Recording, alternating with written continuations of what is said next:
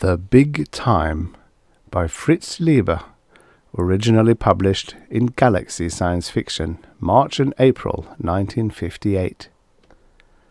Winner of Best Novel or Novelette, the Hugo Awards, 1958. Narrated by Tom Trisson. Chapter 1. When shall we three meet again? In thunder, lightning, or in rain? When the hurly-burly's done, when the battle's lost and won. Macbeth. Enter 3 hussars. My name is Greta Forzane. 29 and a party girl would describe me. I was born in Chicago of Scandinavian parents, but now I operate chiefly outside space and time. Not in heaven or hell, if there are such places, but not in the cosmos or universe you know either. I am not as romantically entrancing as the immortal film star who also bears my first name, but I have a rough and ready charm of my own.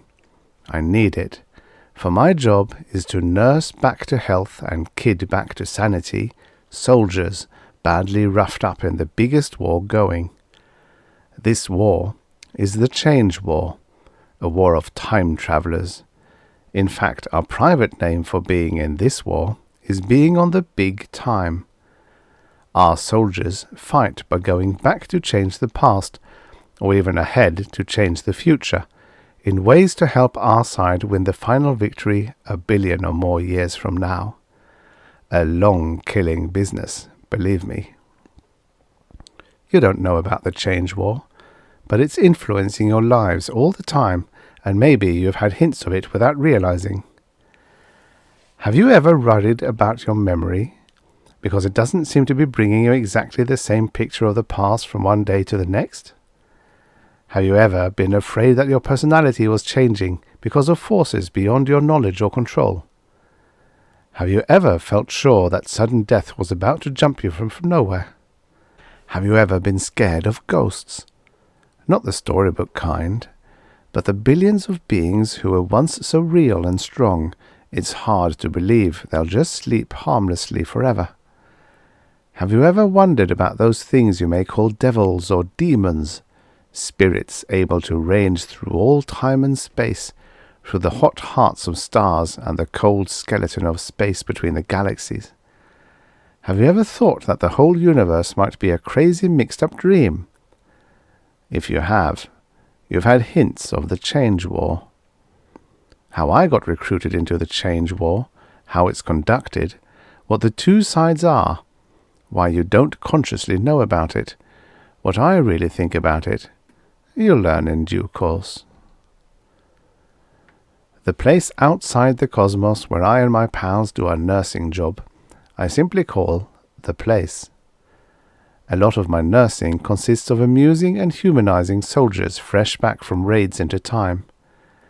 In fact, my formal title is entertainer, and I've got my silly side, as you'll find out. My pals are 2 other gals and 3 guys from quite an assortment of times and places.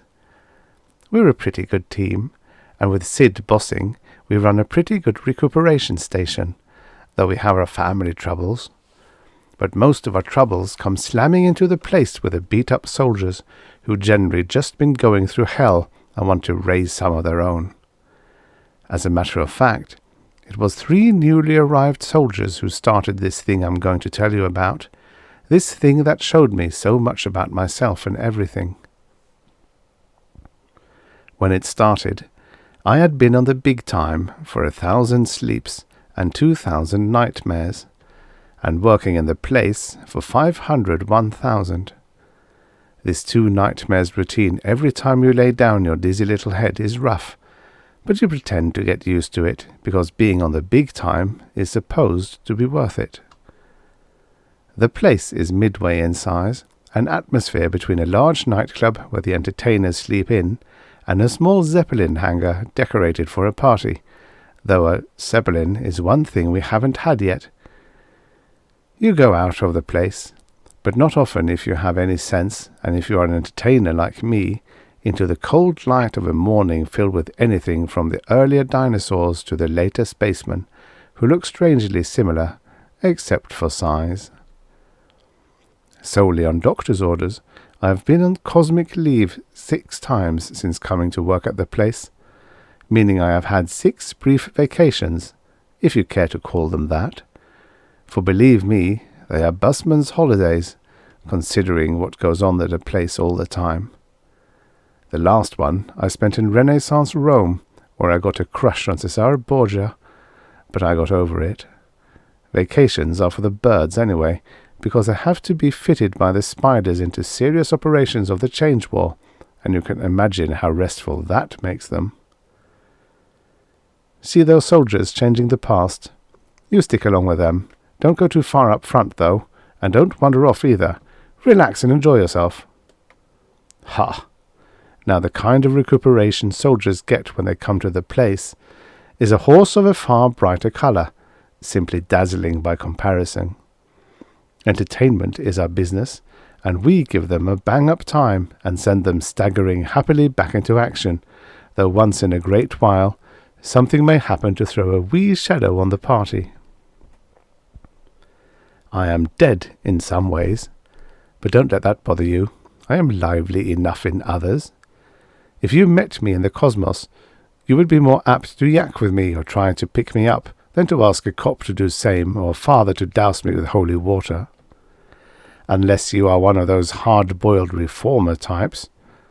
But you are not likely to meet me in the cosmos because, bar Basin Street and the Prater, 15th century Italy and Augustan Rome, until they spoiled it, are my favourite, vacation spots. And, as I have said, I stick as close to the place as I can. It is really the nicest place in the whole change world. Crisis! I even think of it capitalized. Anywho, when this thing started, I was twiddling my thumbs on the couch nearest the piano and thinking it was too late to do my fingernails and whoever came in probably wouldn't notice them anyway. The place was jumpy, like it always is, on an approach, and the grey velvet of the void around us was curdled with the uneasy lights you see when you close your eyes in the dark. Sid was tuning the maintainers for the pickup, and the right shoulder of his gold-worked grey doublet was streaked where he had been wiping his face on it with quick ducks of his head. Beauregard was leaning as close as he could over Sid's other shoulder, one white-trousered knee neatly indenting the rose plush of the control divan, and he wasn't missing a single flicker of Sid's old fingers on the dials. Beau's co-pilot besides piano player. Beau's face had that dead blank look it must have had when every double eagle he owned and more he didn't were riding on the next card to be turned in the gambling saloon on one of those wedding cake Mississippi steamboats. Doc was soused as usual, sitting at the bar with his top hat pushed back and his knitted shawl pulled around him, his wide eyes seeing whatever horrors in a life in Nazi-occupied Tsarist Russia can add to being a drunk demon in the change world. Maud, who is the old girl, and Lily, the new girl, of course, were tallying the big beads of their identical pearl necklaces. You might say that all of us entertainers were a bit edgy. Being demons doesn't automatically make us brave. Then the red telltale on the major maintainer went out, and the door began to darken in the void facing Sid and Beau, and I felt change winds blowing hard, and my heart missed a couple of beats, and the next thing 3 soldiers had stepped out of the cosmos and into the place, and their first feast reps hitting the floor hard as they changed times and weights. They were dressed as officers of hussars, as we'd been advised, and praise the bonny dew, I saw that the first of them was Eric, my own dear little commandant, the pride of the von Hohenwalds and the terror of the snakes. Behind him was some hard-faced Roman or other, and beside Eric, and shouldering into him as they stamped forward, was a new boy, blond, with a face like a Greek god who's just been touring a Christian hell. They were uniformed exactly alike, in black shakos, fur-edged pelisses, boots, and so forth, with white skull emblems on the shakos. The only difference between them was that Eric had a collar on his wrist, and the new boy had a black gauntleted glove on his left hand and was clenching the mate in it, his right hand being bare like both of Eric's and the Romans. "You've made it, lads, hearts of gold," Sid boomed at them, and Bo twitched a smile and murmured something courtly, and Maud began to chant, "Shut the door," and the new girl copied her, and I joined in because the change winds do blow like crazy when the door is open, even though it can't ever be shut tight enough to keep them from leaking through. "Shut it before it blows wrinkles in our faces," Maud called in her gaming frock to break the ice, looking like a skinny teenager in the tight knee-length frock she'd copied from the new girl. But the 3 soldiers weren't paying attention. The Roman, I remembered his name was Mark, was blundering forward stiffly as if there was something wrong with his eyes, while Eric and the new boy were yelling at each other about a kid in Einstein and a summer palace and a bloody glove and the snakes having booby-trapped St. Petersburg. Eric had that taut, sadistic smile he gets when he wants to hit me. The new boy was in a tearing rage. "Why do you pull us out so bloody fast? We fair chewed the Nevsky Prospect to pieces galloping away." "Didn't you feel their stun guns, Dummkopf, when they sprung the trap too soon, Gott sei Dank?" Eric demanded. "I did," the new boy told him. "Not enough to numb a cat. Why didn't you show us action?" "Shut up. I'm your leader. I'll show you action enough." "You won't. You're a filthy Nazi coward." "Weibischer Engländer! Bloody Hun! Schlange!" The blond lad knew enough German to withstand that last crack. He threw back his sable-edged pellis and to clear his sword arm, and he swung away from Eric, which bumped him into Bo. At the first sign of the quarrel, Bo had raised himself from the divan as quickly and silently as no, I won't use that word, and slithered over to them. "Sirs, you forget yourselves," he said sharply, off balance, supporting himself on the new boy's upraised arm. "This is Sidney Lessingham's place of entertainment and recuperation. There are ladies." With a contemptuous snarl, the new boy shoved him off and snatched at his bare hand for his sabre. Bo reeled against the divan. It caught him in the shins, and he fell toward the maintainers. Sid whisked them out of the way as if they were a couple of beach radios, simply nothing in the place is nailed down, and had them back on the coffee table before Bo hit the floor. Meanwhile, Eric had his sabre out and had parried the new boy's first wild slash and lunged in return, and I heard the scream of steel and the rutch of his boot on the diamond-studded pavement. Bo rolled over and came up pulling from the ruffles of his shirt bosom a derringer I knew was some other weapon in disguise, a stun gun, or even an atropos. Besides scaring me damp for Eric and everybody, that brought me up short. Us entertainers' nerves must be getting as naked as the soldiers, probably starting when the spiders cancelled all cosmic leaves 20 sleeps back. Sid shot Bo his look of command, rapped out, "I'll handle this, you whoreson firebrand," and turned to the minor maintainer. I noticed that the telltale on the major was glowing a reassuring red again, and I found a moment to thank Mama Devi that the door was shut. Maud was jumping up and down, cheering I don't know which, nor did she, I bet, and the new girl was white, and I saw that the sabres were working more businesslike. Eric's flicked again, and came away from the blond lad's cheek, spilling a couple of red drops. The blond lad lunged fiercely. Eric jumped back, and the next moment they were both floating helplessly in the air, twisting like they had cramps. I realized quick enough that Sid had shut off gravity in the door and stores sector of the place, leaving the rest of us firm on our feet in the refresher and surgery sectors. The place has sectional gravity to suit our extraterrestrial buddies. Those crazy ETs sometimes come whooping in for recuperation in very mixed batches. From his central position, Sid called out, kindly enough but taking no nonsense, "All right, lads, you've had your fun. Now sheath those swords." For a second or so, the two black hussars drifted and contorted. Eric laughed harshly and neatly obeyed. The commandant is used to free fall. The blond lad stopped writhing, hesitated while he glared upside down at Eric and managed to get his sabre into its scabbard, although he turned a slow somersault doing it. Then Sid switched on their gravity, slow enough so they wouldn't get sprained landing. Eric laughed, lightly this time, and stepped out briskly toward us.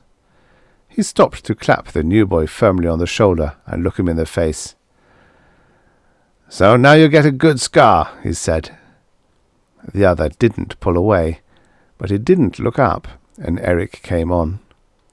Sid was hurrying toward the new boy, and as he passed Eric, he wagged a finger at him and gaily said, "You rogue!"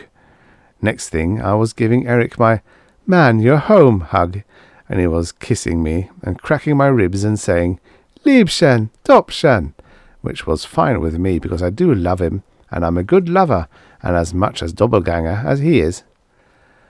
We had just pulled back from each other to get a breath. His blue eyes looked so sweet in his worn face, when there was a thud behind us. With a snapping of the tension, Doc had fallen off his bar stool, and his top hat was over his eyes.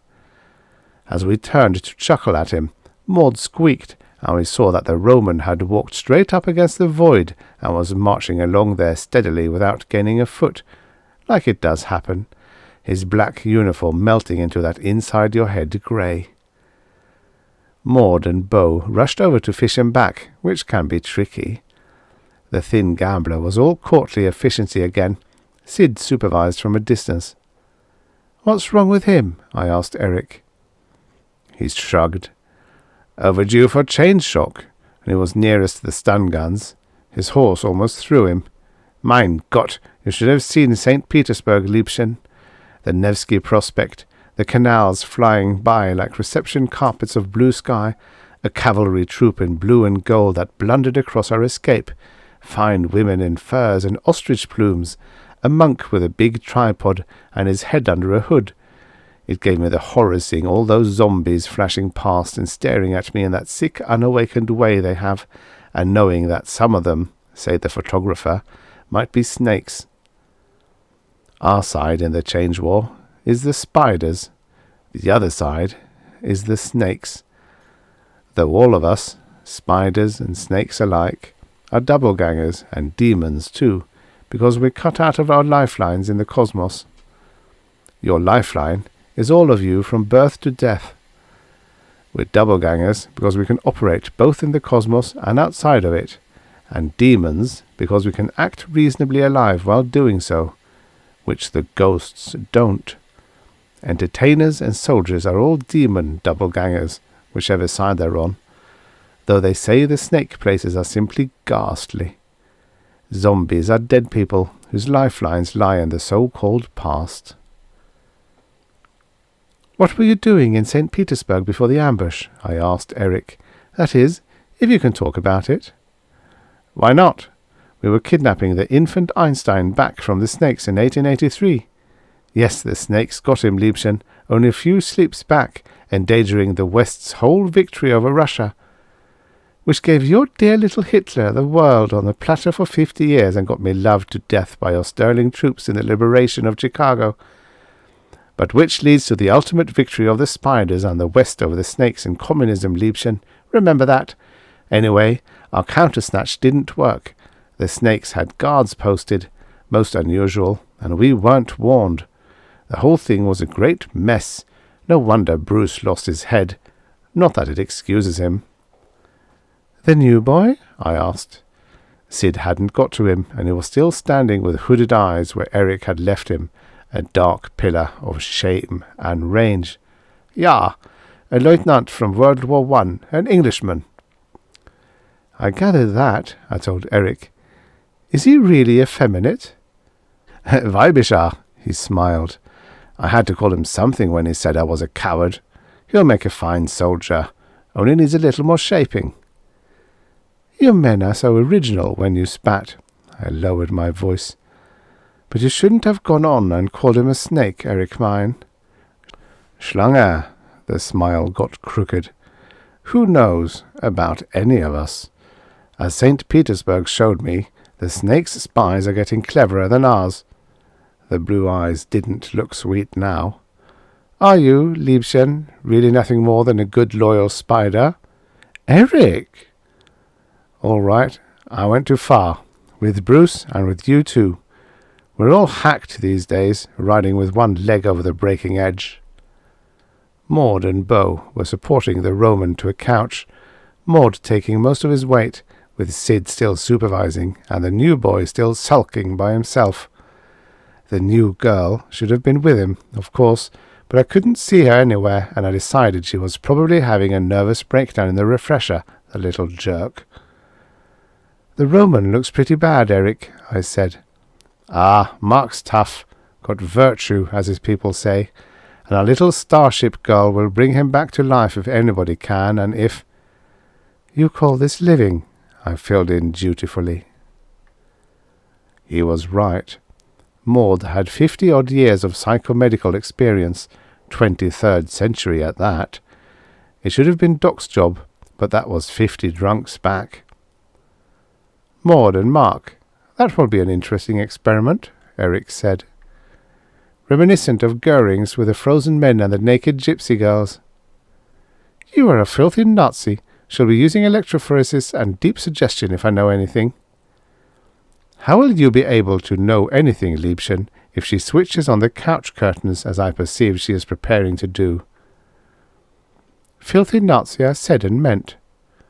Precisely. He clicked his heels and bowed a millimeter. Erich Friedrich von Hohenwald, Oberleutnant in the army of the Third Reich, fell at Narvik, where he was recruited by the Spiders. Lifeline lengthened by a big change after his first death, and at latest report Commandant of Toronto, where he maintains extensive baby farms to provide him with breakfast meat, if you believe the handbills of the voyageurs underground. At your service. Oh, Eric is also lousy, I said, touching his hand, reminded that he was one of the unfortunates resurrected from a point in their lifelines well before their deaths. In his case, because the date of his death had been shifted forward by a big change after his resurrection. And as every demon finds out, if you can't imagine it beforehand, it is pure hell to remember your future, and the shorter the time between your resurrection and your death back in the cosmos, the better. Mine, bless Baba Din, was only an action-packed 10 minutes on North Clark Street. Eric put his other hand lightly over mine. Fortunes of the change war, Liebchen. At least I'm a soldier, and sometimes assigned to future operations, though why we should have this monomania about our future personalities back there, I don't know. Mine is a stupid Oberst, thin as paper, and frightfully indignant at the voyageurs. But it helps me a little if I see him in perspective, and at least I get back to the cosmos pretty regularly. Gott sei Dank. So I'm not better off than you entertainers. I didn't say aloud that a changing cosmos is worse than none, but I found myself sending a prayer to the bonny dew for my father's repose, that the change winds would blow lightly across the life flow of Anton A. Forzane, professor of physiology, born in Norway and buried in Chicago. Woodlawn Cemetery is a nice grey spot. That's all right, Eric, I said. We entertainers got mittens too. He scowled around at me suspiciously, as if he were wondering whether I had all my buttons on.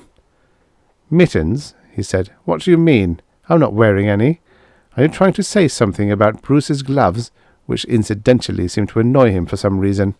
No, seriously, Greta, why do you entertainers need mittens? Because we get cold feet sometimes. At least I do. Got mittens, as I say. A sickly light dawned in his Prussian puss. He muttered, Gott mittens, Gott mit uns, God with us, and roared softly, Greta, I don't know how I put up with you, the way you murder a great language for cheap laughs. You've got to take me as I am, I told him, mittens and all, thank the bonny Jew, and hastily explained, That's French, le bon Dieu. The good God, don't hit me. I'm not going to tell you any more of my secrets. He laughed feebly, like he was dying. Cheer up, I said. I won't be here forever, and there are worse places than the place. He nodded grudgingly, looking around. You know what, Greta? If you'll promise not to make some dreadful joke out of it, on operations, I'll pretend I'll soon be going backstage to court the world-famous ballerina Greta Forzane. He was right about the backstage part. The place is a regular theatre in the round, with a void for an audience, and the void's grey, hardly disturbed by the screens masking surgery, refresher, and stalls. Between the last two are the bar and kitchen and Beau's piano. Between surgery and the sector where the door usually appears are the shelves and tabourets of the art gallery. The control divan is stage centre. Spaced around at a fair distance are 6 big low couches, one with its curtains now shooting up into the grey, and a few small tables.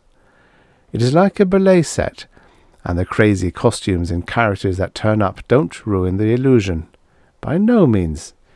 Diaghilev would have hired most of them for the Ballet Russe on first sight, without even asking them whether they could keep time to music. Chapter 2. Last week in Babylon, last night in Rome. Hodgson. A right-hand glove.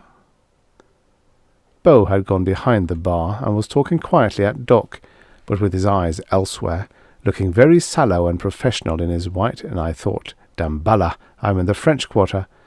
I couldn't see the new girl. Sid was at last getting into the new boy after the fuss about Mark.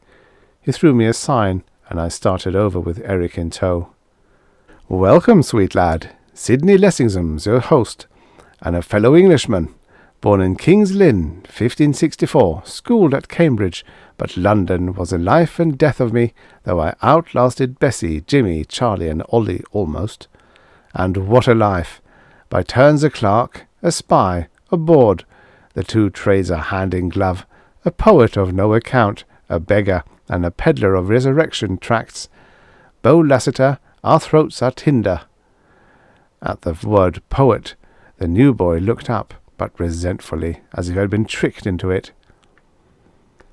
And to spare your throat for drinking, sweet gallant, I'll be so bold as to guess and answer one of your questions, Sid rattled on. Yes, I knew Will Shakespeare.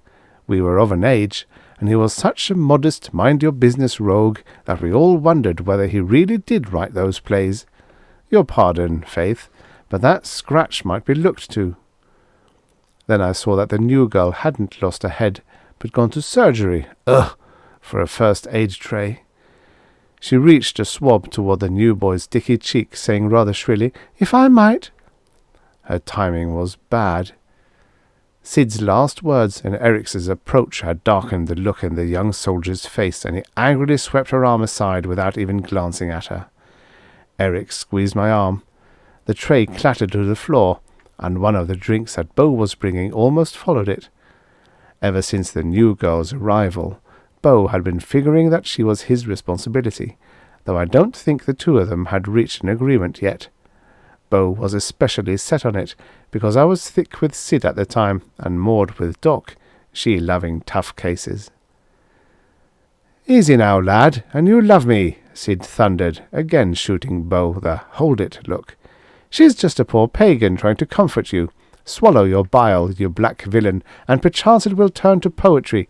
Ah, did I touch you there? Confess, you are a poet." There isn't much gets by Sid, though for a second I forgot my psychology and wondered if he knew what he was doing with his insights. "Yes, I'm a poet, all right," the new boy roared. "I'm Bruce Marchant, you bloody zombies. I'm a poet in a world where even the lines of the King James and your precious Will, whom you use for laughs, aren't safe from snakes' slimes and the spider's dirty legs. Changing our history, stealing our certainties, claiming to be so blasted all-knowing and best-intentioned and efficient, and what does it lead to? This bloody S-eyed glove." He held up his black-gloved left hand, which still held the mate, and he shook it. "What's wrong with the spider-issue gauntlet, Heart of Gold?" Sid demanded. "And you love us, tell us." While Eric laughed. "Consider yourself lucky, Kamerad. Mark and I didn't draw any gloves at all." "What's wrong with it?" Bruce yelled. "The bloody things are both lefts." He slammed it down on the floor. We all howled. We couldn't help it. He turned his back on us and stamped off, though I guessed he would keep out of the void. Eric squeezed my arm and said between gasps, "Mein Gott, Liebchen, what have I always told you about soldiers? The bigger the gripe, the smaller the cause. It is infallible." One of us didn't laugh. Ever since the new girl heard the name Bruce Marchant, she had a look in her eyes like she'd been given the sacrament. I was glad she'd got interested in something, because she'd been pretty much of a snoot and a wet blanket up until now, although she'd come to the place with a recommendation of having been a real whoopee girl in London and New York in the 20s. She looked disapprovingly at us as she gathered up the tray and stuff, not forgetting the glove, which she placed on the centre of the tray like a holy relic. Bo cut over and tried to talk to her, but she ghosted past him, and once again he couldn't do anything because of the tray in his hands. He came over and got rid of the drinks quick. I took a big gulp right away because I saw the new girl stepping through the screen into surgery, and I hate to be reminded we have it, and I'm glad Doc is too drunk to use it, some of the arachnoid surgical techniques being very sickening, as I know only too well from a personal experience that is number 1 on my list of things to be forgotten. By that time, Bruce had come back to us, saying in carefully hard voice, "Look here, it's not the dashed glove itself, as you very well know, you howling demons." "What is it then, noble heart?" Sid asked, his grizzled gold beard heightening the effect of innocent receptivity. "It's the principle of the thing," Bruce said, looking around sharply, but none of us cracked a smile. "It's this mucking inefficiency and death of the cosmos, and don't tell me that isn't in the cards, masquerading as benign omniscient authority. The spiders, and we don't know who they are ultimately. It's just a name. We see only agents like ourselves. The spiders pluck us from the quiet graves of our lifelines." "Is that bad, lad?" Sid murmured, innocently straight-faced. "And resurrect us if they can, and then tell us we must fight another time-travelling power called the Snakes, just a name too, which is bent on perverting and enslaving the whole cosmos, past, present, and future." "And isn't it, lad? Before we're properly awake, we're recruited into the big time and hustled into tunnels and burrows outside our space-time, these miserable closets, grey sacks, pus pockets, no offence to this place, that the spiders have created, maybe by gigantic implosions, but no one knows for certain, and then we're sent off on all sorts of missions into the past and future to change history in ways that are supposed to thwart the Snakes. True, lad? And from then on, the pace is so flaming hot and heavy, the shocks come so fast, our emotions are wrenched in so many directions, our public and private metaphysics distorted so insanely, the deepest thread of reality we cling to tied in such bloody knots that we never can get things straight." "We've all felt that way, lad," Sid said soberly. Bo nodded his sleek death's head. "You should have seen me, Kamerad, my first 50 sleeps," Eric put in, while I added, "Us girls too, Bruce." "Oh, I know I'll get hardened to it, and don't think I can't. It's not that," Bruce said harshly. "And I wouldn't mind the personal confusion, the mess it's made of my spirit. I wouldn't even mind remaking history and destroying priceless, once-called imperishable beauties of the past, if I felt it were for the best. The spiders assure us that, to thwart the Snakes, it is all important that the West ultimately defeat the East. But what have they done to achieve this? I'll give you some beautiful examples. To stabilize power in the early Mediterranean world, they have built up Crete at the expense of Greece, making Athens a ghost city, Plato a trivial fabulist, and putting all Greek culture in a minor key." "You got time for culture?" I heard myself say, and I clapped my hand over my mouth in gentle reproof. "But you remember the dialogues, lad," Sid observed, "and rail not at Crete. I have a sweet Keftian friend." For how long will I remember Plato's dialogues? And who after me? Bruce challenged. Here's another. The spiders want Rome powerful, and, to date, they've helped Rome so much that she collapses in a blaze of German and Parthian invasions a few years after the death of Julius Caesar. This time it was Beau who butted in. Most everybody in the place loves these bull sessions. You omit to mention, sir, that Rome's newest downfall is directly due to the unholy triple alliance the snakes have fomented between the Eastern classical world, Mohammedanized Christianity, and Marxist communism, trying to pass the torch of power futurewards by way of Byzantium and the Eastern Church, without ever letting it pass into the hands of the Spider West. That, sir, is the snake's 3,000-year plan which we are fighting against, striving to revive Rome's glories. Striving is a word for it, Bruce snapped. Here's yet another example. To beat Russia, the spiders kept England and America out of World War II, thereby ensuring a German invasion of the New World and creating a Nazi empire stretching from the salt mines of Siberia to the plantations of Iowa, from Nizhny Novgorod to Kansas City. He stopped, and my short hairs prickled. Behind me someone was chanting in a weird, spiritless voice, like footsteps in hard snow. Salz, Salz, bringe Salz, kein Peitsch, gnädige Herren. Salz, Salz, Salz. I turned, and there was Doc waltzing toward us with little tiny steps, bent over so low that the ends of his shawl touched the floor, his head crooked up sideways and looking through us. I knew then, but Eric translated softly. Salt, salt, I bring salt, no whip, merciful sirs. He is speaking to my countrymen in their language. Doc had spent his last months in a Nazi-operated salt mine. He saw us and got up, straightening the top hat very carefully. He frowned hard while my heart thumped half a dozen times.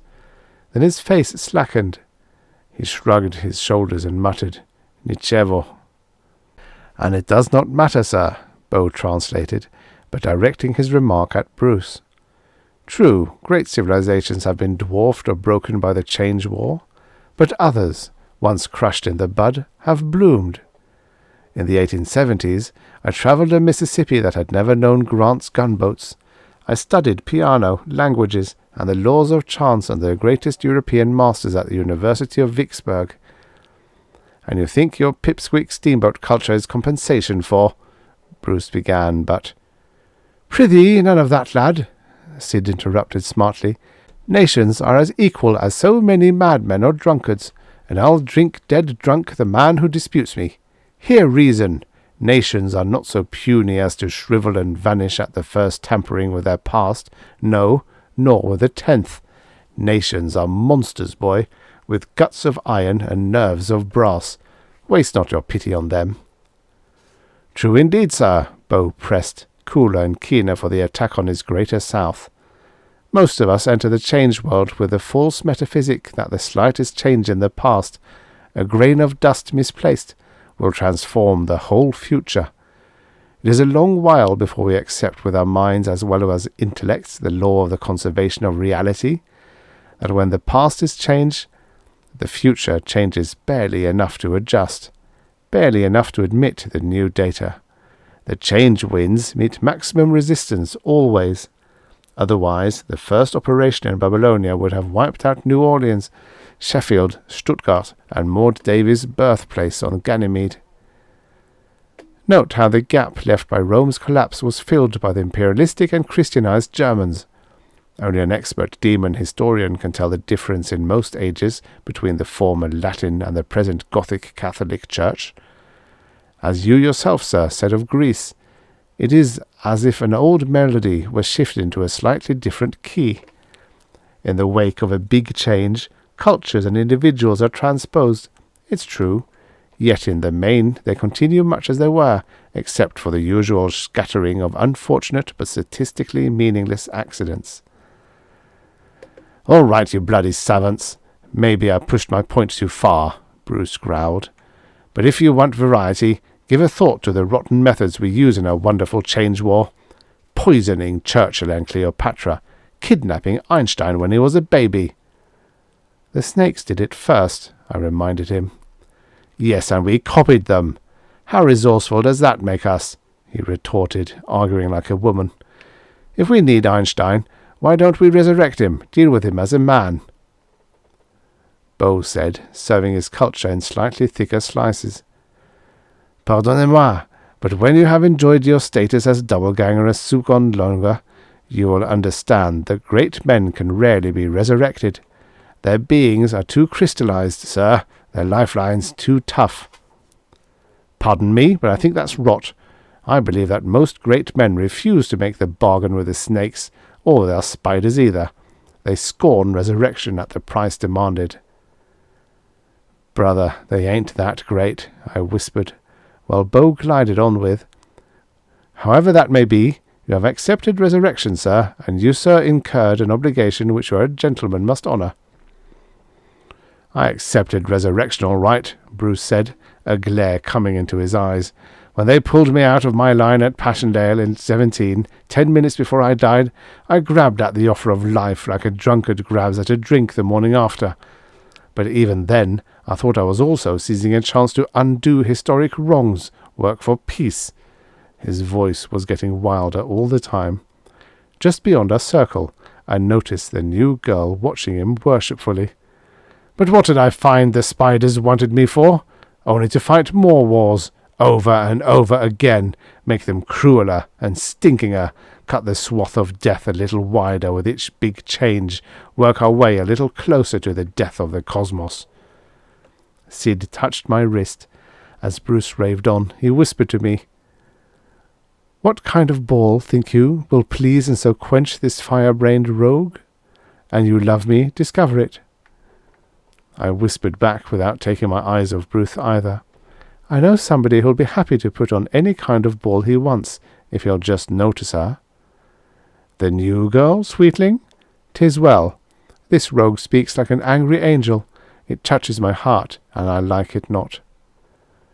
Bruce was saying hoarsely but loudly, And so we're sent on operations in the past, and from each of those operations the change winds blow futurewards, swiftly or slowly according to the opposition they breast, sometimes rippling into each other, and any one of those winds may shift the date of our own death ahead of the date of our resurrection, so that in an instant, even here, outside the cosmos, we may moulder and rot or crumble to dust and vanish away. The wind with our name in it may leak through the door. Faces hardened at that, because it's bad form to mention change death, and Eric flared out with, "Halt's Maul, Kamerad! There's always another resurrection." But Bruce didn't keep his mouth shut. He said, "Is there? I know the spiders promise it, but even if they do go back and cut another doppelganger from my lifeline, is he me?" He slapped his chest with his bare hand. "I don't think so. And even if he is me, with unbroken consciousness, why has he been resurrected again? Just to refight more wars and face more changed death for the sake of an almighty power?" His voice was rising to a climax. "An almighty power so bloody ineffectual it can't furnish one poor soldier pulled out of the mud of the Passchendaele, one miserable change commando, one god-forsaken recuperee a proper issue of equipment." And he held out his bare right hand toward us, fingers spread a little, as if it were the most amazing object and most deserving of outraged sympathy in the whole world. The new girl's timing was perfect. She whisked through us, and before he could so much as wiggle the fingers, she whipped a black gauntleted glove on it, and anyone could see that it fitted his hand perfectly. This time our laughing beat the other. We collapsed and slopped our drinks and pounded each other on the back and then started all over. "Ach, der Handschuh, Liebchen! Where'd you get it?" Eric gasped in my ear. "Probably just turned the other one inside out. That turns a left into a right. I've done it myself," I wheezed, collapsing again at the idea. "That would put the lining outside," he objected. "Then I don't know," I said. "We got all sorts of junk in stores." "It doesn't matter, Liebchen," he assured me. "Ach, der Handschuh!" All through it, Bruce just stood there admiring the glove, moving the fingers a little now and then, and the new girl stood watching him as if he were eating a cake she'd baked. When the hysteria quieted down, he looked up at her with a big smile. "What did you say your name was?" "Lily," she said, and believe you me, she was Lily to me even in my thoughts from then on, for the way she'd handled that lunatic. "Lillian Foster," she explained. "I'm English also, Mr. Marchant. I've read A Young Man's Fancy I don't know how many times." "You have? It's wretched stuff, from the Dark Ages, I mean my Cambridge days. In the trenches I was working up some poems that were rather better." "I won't hear you say that, but I'd be terribly thrilled to hear the new ones. Oh, Mr. Marchant, it was so strange to hear you call it Passchendaele." "Why, if I may ask?" "Because that's the way I pronounce it to myself. But I looked it up, and it's more like Passchendaele." "Bless you! All the Tommies called it Passchendaele, just as they called Ypres vipers." "How interesting! You know, Mr. Marchant, I'll wager we were recruited in the same operation, summer of 1917. I'd got to France as a Red Cross nurse, but they found out my age and were going to send me back." "How old were you? Are you? Same thing I mean to say." 17? 17 in 17, Bruce murmured, his blue eyes glassy. It was real corny dialogue, and I couldn't resent the humorous leer Eric gave me as we listened to them, as if to say, "Ain't it nice, Liebchen? Bruce has a silly little English schoolgirl to occupy him between operations." Just the same, as I watched Lily in her dark bangs and pearl necklace and tight little grey dress that reached barely to her knees, and Bruce hulking over her tenderly in his snazzy hussar's rig, I knew that I was seeing the start of something that hadn't been part of me since Dave died fighting Franco years before I got on the big time. The sort of thing that almost made me wish there could be children in the changed world. I wondered why I'd never thought of trying to work things so that Dave got resurrected, and I told myself, no, it's all changed. I've changed. Better the change winds don't disturb Dave, or I know about it. "No, I didn't die in 1917. I was merely recruited then," Lily was telling Bruce. "I lived all through the 20s, as you can see from the way I dress. But let's not talk about that, shall we? Oh, Mr. Marchant, do you think you can possibly remember any of those poems you started in the trenches? I can't fancy them bettering your sonnet that concludes with, 'The bough swings in the wind, the night is deep. Look at the stars, poor little ape, and sleep.' That one almost made me whoop. What monkeys we are, I thought, though I'd been the first to admit that the best line to use on a poet is one of his own. In fact, as many as possible. I decided I could safely forget our little Britons and devote myself to Eric, or whatever needed me. Chapter 3. Hell is the place for me, for to hell go the fine churchmen and the fine knights, killed in the tourney or in some grand war, the brave soldiers and the gallant gentlemen. With them will I go. There go also the fair gracious ladies who have lovers 2 or 3 beside their lord. There go the gold and the silver, the sables and ermine. There go the harpers and the minstrels and the kings of the earth. Aucassin. 9 for a party. I exchanged my drink for a new one from another tray Beau was bringing around. The grey of the void was beginning to look real pleasant, like warm thick mist with millions of tiny diamonds floating in it. Doc was sitting grandly at the bar with a steaming tumbler of tea. A chaser, I guess, since he was just putting down a shot glass. Sid was talking to Eric and laughing at the same time, and I said to myself, it begins to feel like a party, but something's lacking. It wasn't anything to do with the major maintainer. Its telltale was glowing a steady red like a nice little home fire amid the tight cluster of dials that included all the controls except the lonely and frightening introversion switch that was never touched. Then Maud's couch curtains winked out, and there were she and the Roman sitting quietly side by side. He looked down at his shiny boots and the rest of his black duds like he was just waking up and couldn't believe it all, and he said, Omnia mutantur, nos est mutamur in illis. and I raised my eyebrows at Bo, who was taking the tray back, and he did proud by old Vicksburg by translating, "All things change, and we change with them." Then Mark slowly looked around at us, and I can testify that a Roman smile is just as warm as any other nationality, and he finally said, "We are 9, the proper number for a party. The couch is 2. It is good."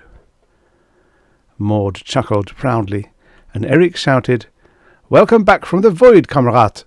And then, because he's German and thinks all parties have to be noisy and satirically pompous, he jumped on a couch and announced, "Herren und Damen, permit me to introduce the noblest Roman of them all, Marcus Vipsaius Niger, regit to Nero Claudius, called Germanicus in a former time stream, and who in 763 AUC, correct Mark, it means 10 AD, you meatheads, died bravely fighting the Parthians and the snakes in the Battle of Alexandria. Hoch, hoch, hoch!"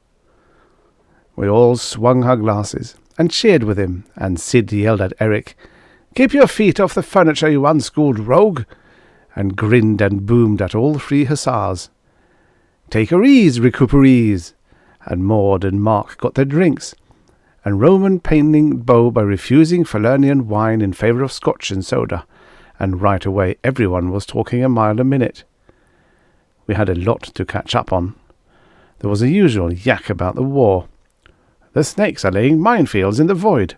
I don't believe it. How can you mine nothing?" And the shortages, bourbon, bobby pins, and the stability in that would have brought Mark out of it faster. And what had become of people? Marcia? Oh, she's not around any more. She'd been caught in a change gale and green and stinking in 5 seconds, but I wasn't going to say that. And Mark had to be told about Bruce's glove, which convulsed us all over again, and the Roman remembered a legionary who had carried a gripe all the way to Octavius because he'd accidentally been issued the unbelievable luxury item sugar instead of the usual salt, and Eric asked Sid if he had any new ghost girls in stock, and Sid sucked his beard like the old goat he is. "Dost thou ask me, lusty Allemande? Nay, there are several great beauties, among them an Austrian countess from Strauss's Vienna, and if it were not for Sweetling here—" I poked a finger in Eric's chest between 2 of the bright buttons with their tiny death's heads. "You, my little von Hohenwald, are a menace to us real girls. You have too much of a thing about the unawakened ghost kind." He called me his little demon, and hugged me a bit too hard to prove it wasn't so, and then he suggested we show Bruce the art gallery. I thought this was a real brilliant idea, but when I tried to argue him out of it, he got stubborn. Bruce and Lily were willing to do anything anyone wanted them to, though not so willing to pay any attention while doing it. The sabre cut was just a thin red line on his cheek. She'd washed away all the dried blood. The gallery gets you, though. It's a bunch of paintings and sculptures, and especially odd knickknacks, all made by soldiers recuperating here, and a lot of them telling about the change war from the stuff they're made of.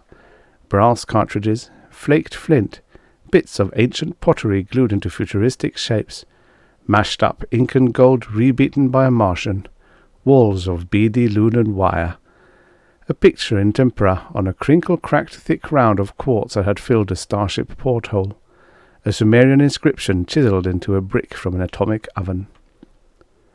There are a lot of things in the gallery, and I can always find some I haven't ever seen before. It gets you, as I say, thinking about the guys that made them and their thoughts and the far times and places they came from.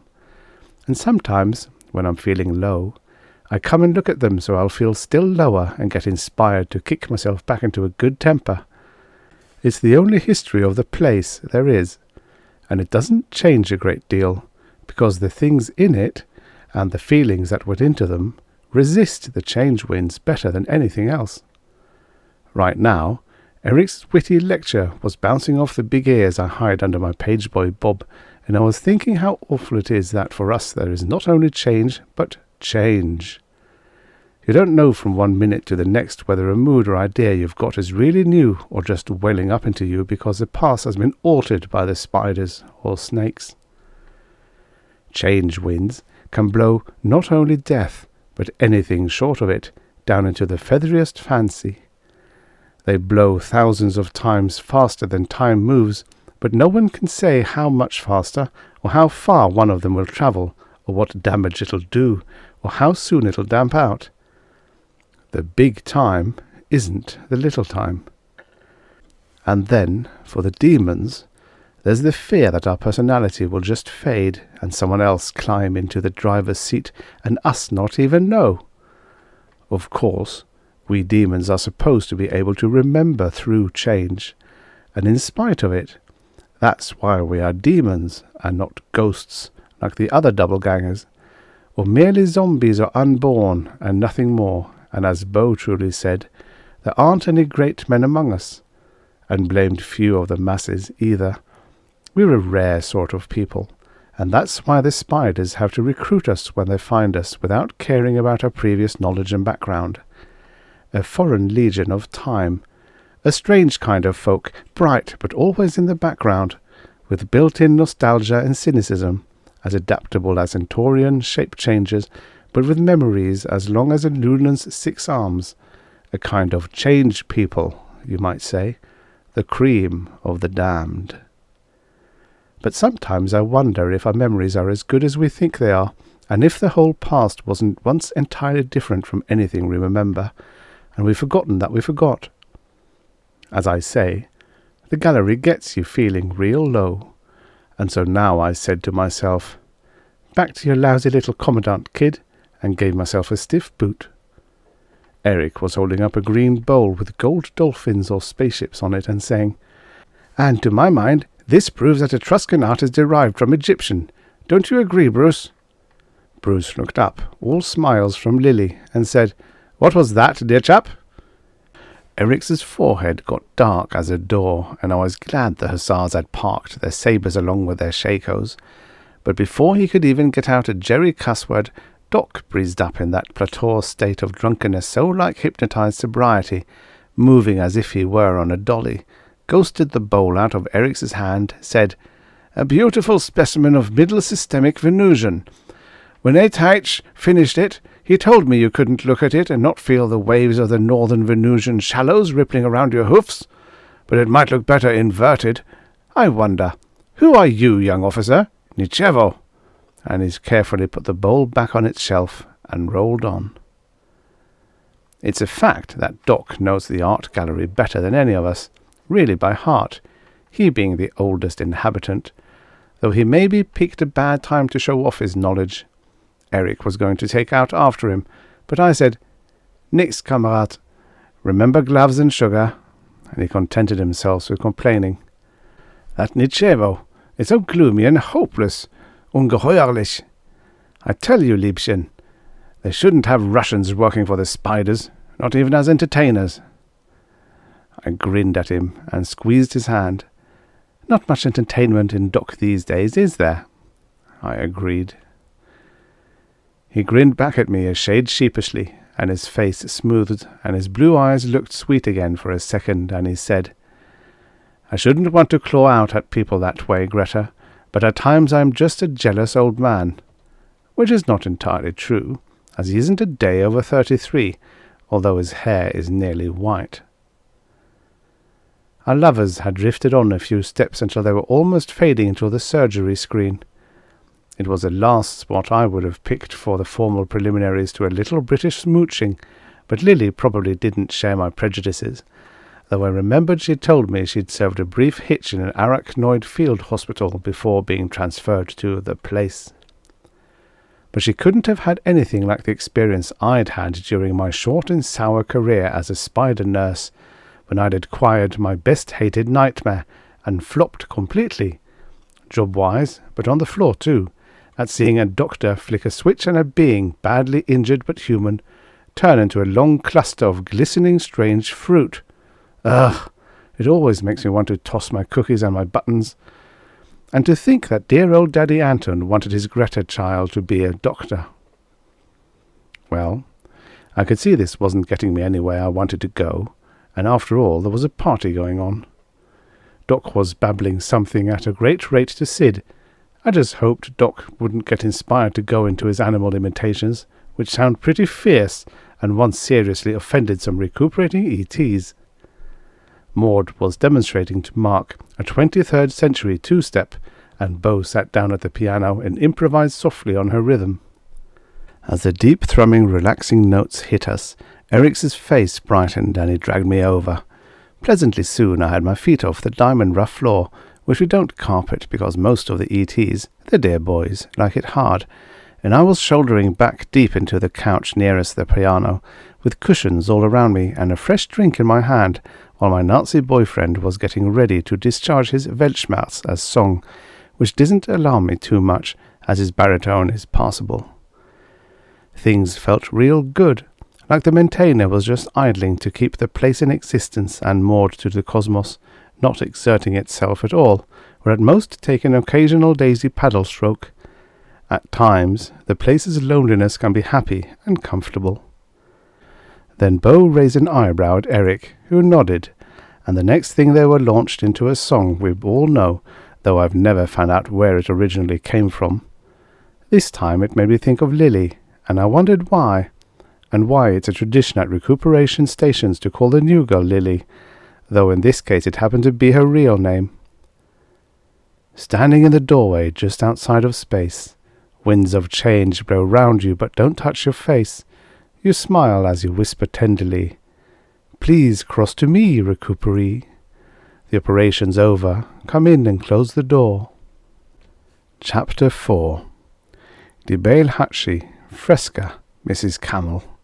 World, beyond the circuit of the shuddering bear, in fractured atoms. Eliot. SOS from nowhere. I realized the piano had deserted Eric, and I cranked my head up and saw Beau, Maud, and Sid streaking for the control divan. The major maintainer was blinking emergency green and fast, but the code was plain enough for even me to recognize the spider distress call, and for a second I felt just sick. Then Eric blew out his reserve breath in the middle of door, and I gave myself another of those helpful mental boots at the base of the spine, and we hurried after them toward the center of the place along with Mark. The blinks faded as we got there, and Sid told us not to move because we were making shadows. He glued an eye to the telltale, and we held still as statues as he caressed the dials like he was making love. One sensitive hand flicked out past the introversion switch over to the minor maintainer, and right away the place was dark as your soul, and there was nothing for me but Eric's arm and the knowledge that Sid was nursing a green light I couldn't even see, although my eyes had plenty time to accommodate. Then the green light finally came back very slowly, and I could see the dear reliable old face, the green-gold beard making him look like a merman, and then the telltale flared bright, and Sid flicked on the place lights, and I leaned back. "That nails them, lads, whoever and whenever they may be. Get ready for a pickup." Beau, who was closest, of course, looked at him sharply. Sid shrugged uneasily. "Meseemed at first it was from our own globe 1,000 years before our Lord, but that indication flickered and faded like witch-fire. As it is, the call comes from something smaller than the place, and certs adrift from the cosmos. Meseemed too at one point I knew the fist of the caller, an Antipodian atomicist named Benson Carter, but that likewise changed." Beau said, "We're not in the right phase of the cosmos place's rhythm for a pickup, are we, sir?" Sid answered, "Ordinarily not, boy." Beau continued, "I didn't think we had any pickups scheduled, or standby orders." Sid said, "We haven't." Mark's eyes glowed. He tapped Eric on the shoulder. "An Octavian denarius against 10 Reichsmarks. It's a snake trap." Eric's grin showed his teeth. "Make it first through the door next operation, and I'm on." It didn't take that to tell me things were serious, or the thought that there's always a first time for bumping into something from really outside the cosmos. The snakes have broken our code more than once. Maud was quietly serving out weapons, and Doc was helping her.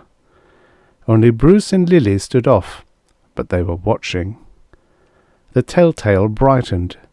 Sid reached toward the maintainer, saying, "All right, my hearties, remember, through this doorway pass the fishiest finaglers in and out of the cosmos." The door appeared to the left, and above where it should be, and darkened much too fast.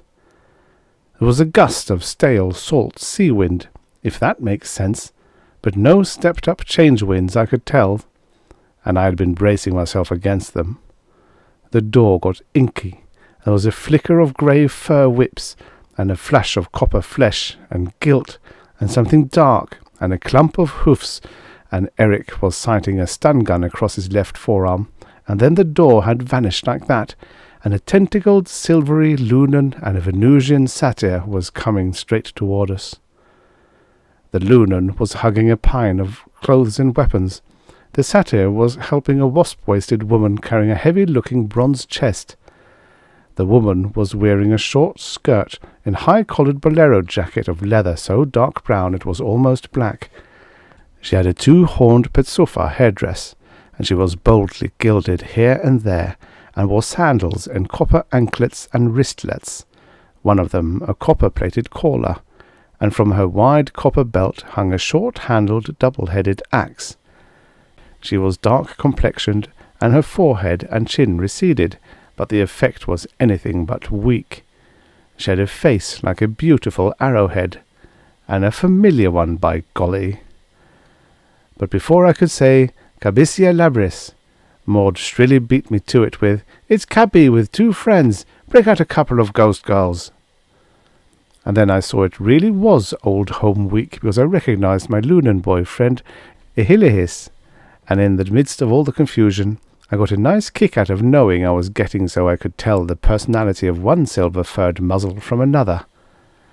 They reached the control divan, and Illy dumped his load on the other, let down the chest, and Cabby staggered but shook off the two ETs when they started to support her, and she looked daggers at Sid when he tried to do the same, although she's his sweet Keftian friend he'd mentioned to Bruce.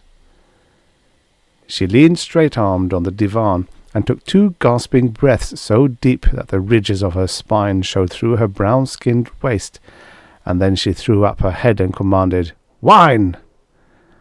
While Bo was rushing it, Sid tried to take her hand again, saying, "Sweetling, I'd never heard you call before, and knew not this pretty little fist." But she ripped out, "Save your comfort for the Lunan," and I looked and saw, hey Zeus, that one of Ilhilihis' 6 tentacles was lopped off halfway. That was for me, and going to him, I fast briefed myself. Remember, he only weighs 50 pounds for all he's 7 feet high. He doesn't like low sounds or to be grabbed. The 2 legs aren't tentacles and don't act the same. Uses them for long walks, tentacles for leaps. Uses tentacles for close vision too, and for manipulation. Of course, extended. That means he's at ease, retracted, on guard or nervous, sharply retracted, disgusted, greeting. Just then, one of them swept across my face like a sweet-smelling feather duster, and I said, "Illy, man, it's been a lot of sleeps," and brushed my fingers across his muzzle. It still took a little self-control not to hug him, and I did reach a little cluckingly for his lopped tentacle, but he wafted it away from me, and the little voice-box belted to his side squeaked, "Naughty, naughty! Papa will fix his little old self. Greta girl, ever bandaged even a terror octopus?" I had, an intelligent one from around 250 million AD, but I didn't tell him so. I stood and let him talk to the palm of my hand with one of his tentacles. I don't savvy feather talk, but it feels good, though I've often wondered who taught him English, and watched him use a couple others to whisk a sort of Lunan band-aid out of his pouch and cap his wound with it. Meanwhile, the satyr knelt over the bronze chest, which was decorated with little death's heads and crosses with hoops at the tops and swastikas, but looking much older than Nazi, and the satyr said to Sid, "Quick thinking, Gav, when I saw the door coming in high and softened up gravity under it, but could I have some help now?" Sid touched the minor maintainer, and we all got very light, and my stomach did a flip-flop, while the satyr piled on the chest the clothes and weapons that Illy had been carrying, and pranced off with it all, and carefully put it down at the end of the bar. I decided the satyr's English instructor must have been quite a character too. Wish I'd met him, her, it. Sid thought to ask Illy if he wanted moon normal gravity in one sector, but my boy likes to mix, and being such a lightweight, Earth normal gravity doesn't bother him. As he said to me once, "Would Jovian gravity bother a beetle, Greta girl?" I asked Illy about the satyr, and he squeaked that his name was Sevensee, and that he had never met him before this operation. I knew the satyrs were from 1 billion years in the future, just as the loonies were from 1 billion years in the past, and I thought, creased us. But it must have been a real big or emergency-like operation to have the spiders using those two for it, with 2 billion years between them. A time difference that gives you a feeling of awe for a second, you know. I started to ask Illy about it, but just then Bo came scampering back from the bar with a big red and black earthenware goblet of wine. We try to keep a variety of drinking tools in stock so folks will feel more at home. Cabby grabbed it from him and drained most of it in one swallow, and then smashed it on the floor. She does things like that, though Sid's tried to teach her better. Then she stared at what she was thinking about until the whites showed all around her eyes, and her lips pulled way back from her teeth, and she looked a lot less human than the two ETs, just like a fury.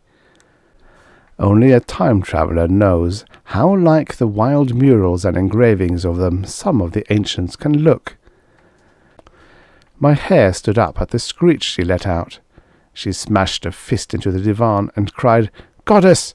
Must I see Crete destroyed, revived, and now destroyed again? It is too much for your servant." Personally, I thought she could stand anything. There was a rush of questions at what she had said about Crete. I asked one of them, for the news certainly frightened me, but she shot up her arm straight for silence and took a deep breath and began. "In the balance hung the battle. Rowing like black centipedes, the Dorian hulls bore down on our outnumbered ships. On the bright beach, masked by rocks, Sevensee and I stood by the needle gun, ready to give the black hulls silent wounds. Beside us was Illihilis, suited as a sea monster, but then I saw she wasn't altogether the Iron Babe, for her voice broke, and she started to shake and to sob rackingly, although her face was still a mask of rage, and she threw up the wine. Sid stepped in and made her stop, which I think he'd been wanting to do all along. Chapter 5. Whenever I take up a newspaper and read it, I fancy I see ghosts creeping between the lines. There must be ghosts all over the world. They must be as countless as the grains of the sands, it seems to me. Ibsen. Sid insists on ghost girls. My Elizabethan boyfriend put his fists on his hips and laid down the law to us as if we were a lot of nervous children who'd been playing too hard. "Look, you masters, this is a recuperation station, and I am running it as such, a plague of all operations. I care not if the frame of things disjoints and the whole change world goes to ruin, but you, warrior maid, are going to rest and drink more wine slowly before you tell your tale, and your colleagues are going to be properly companioned. No questions, anyone. Bo, and you, Lovers, give us a lively tune." Cabby relaxed a little, and let him put his hand carefully against her back in token of support, and she said grudgingly, "All right, fat belly." Then, so help me, to the tune of the Muskrat Ramble, which I taught Bo, we got girls for those two ETs, and everybody properly paired up. Right here, I want to point out that a lot of the things they say in the change world about recuperation stations simply aren't so. And anyway, they always leave out 9/10 of it. The soldiers that come through the door are looking for a good time, sure, but they're hurt real bad too. every one of them, deep down in their minds and hearts, if not always in their bodies, or so you can see it right away. Believe me, a temporal operation is no joke, and to start with, there isn't one person in 100 who can endure to be cut from his lifeline and become a really wide-awake doubleganger, a demon, that is, let alone a soldier. What does a badly hurt and mixed-up creature need who's been fighting hard? One individual to look out for him and feel for him and patch him up, and it helps if the one is of the opposite sex. That's something that goes beyond species. There's your basis for the place, and the wild way it goes about its work, and also for most other recuperation stations or entertainment spots. The name entertainer can be misleading, but I like it. She's got to be a lot more than a good party girl, or boy, though she's got to be that too. She's got to be a nurse and a psychologist and an actress and a mother and a practical ethnologist and a lot of things with longer names, and a reliable friend. None of us are all those things perfectly, or even near it. We just try. But when the call comes, entertainers have to forget grudges and gripes and envies and jealousies. And remember, they're lively people with sharp emotions, because there isn't any time then for anything but help and don't ask who. And, deep inside her, a good entertainer doesn't care who. Take the way it shaped up this time. It was pretty clear to me I ought to shift to Illy, although I wasn't quite easy in my mind about leaving Eric, because the Lunan was a long time from home, and, after all, Eric was among anthropoids. Ilhilihis needed someone who was simpatico. I like Illy, and not just because he is a sort of tall cross between a spider monkey and a Persian cat, though that is a handsome combo when you come to think of it. I like him for himself. So when he came in all lopped and shaky after a mean operation, I was the right person to look out for him. Now I've made my little speech, and know-nothings in the change world can go on making their bum jokes. But I ask you, how could an arrangement between Illy and me be anything but platonic? We might have had some octopoid girls and nymphs in stock. Sid couldn't be sure until he checked. But Ilhilis and Sevensea voted for real people, and I know Sid saw it their way. Maud squeezed Mark's hand and tripped over to Sevensea. "Those are sharp hoofs you've got, man." She's picked up some of my language, like she has everything else. Though Beau did frown over his shoulder at Lily from the piano, maybe to argue that she ought to take on the ET, as Mark had been a real casualty and could use live nursing. But it was plain as day to anybody but Beau that Bruce and Lily were a big thing, and the last to be disturbed. Eric acted stiffly hurt at losing me, but I knew he wasn't. He thinks he has a great technique with ghost girls, and he likes to show it off, and he really is pretty slick at it, if you go for that sort of thing, and yang my yin, who doesn't at times? And when Sid formally wafted the Countess out of stores, a real blonde stunner in a white satin hobble skirt with a white aigrette swaying up from a tiny hat, way ahead of Maud and Lily and me when it came to looks, though transparent as cigarette smoke, and when Eric clicked his heels and bowed over her hand and proudly conducted her to a couch, black Svengali to her trilby, and started to German talk some life into her with so much head-cocking and toothy smiling and a flow of witty flattery. And when she began to flirt back, and the dream look in her eyes sharpened hungrily and focused on him, well, then I knew that Eric was happy, and felt he was doing proud by the Reichswehr. No, my little commandant wasn't worrying me on that score. Mark had drawn a Greek hetera, name of Phryne. I suppose not the one who maybe still does the famous courtroom striptease back in Athens, and he was waking her up with little sips of his scotch and soda, though, from some looks he'd flashed, I got the idea Cabby was the kid he really went for. Sid was coaxing the fighting gal to take some high-energy bread and olives along with the wine, and for a wonder, Doc seemed to be carrying on an animated and rational conversation with Sevensee and Maud, perhaps comparing notes on the northern Venusian shallows, and Beau had got on to Panther Rag, and Bruce and Lily were leaning on the piano, smiling very appreciatively, but talking to each other a mile a minute. Illy turned back from inspecting them all and squeaked, "Animals with clothes are so refreshing, darling, like you're all carrying banners." Maybe he had something there, though my banners were kind of Ash Wednesday, a charcoal grey sweater and skirt. He looked at my mouth with a tentacle to see how I was smiling, and he squeaked softly, "Do I seem dull and commonplace to you, Greta girl, because I haven't got banners? Just another zombie from 1,000,000,000 years in your past, as grey and lifeless as Luna is today? Not as when she was a real dreamy sister planet simply bursting with air and water and feather forests. Or am I as strangely interested to you as you are to me, girl from 1,000,000,000 years in my future?" "Illy, you're sweet," I told him, giving him a little pat. I noticed his fur was still vibrating nervously, and I decided the heck with Sid's orders. I'm going to pump him about what he was doing with Cabby and the satyr. Couldn't have him 1,000,000,000 years from home and bottled up, too. Besides, I was curious. Chapter 6.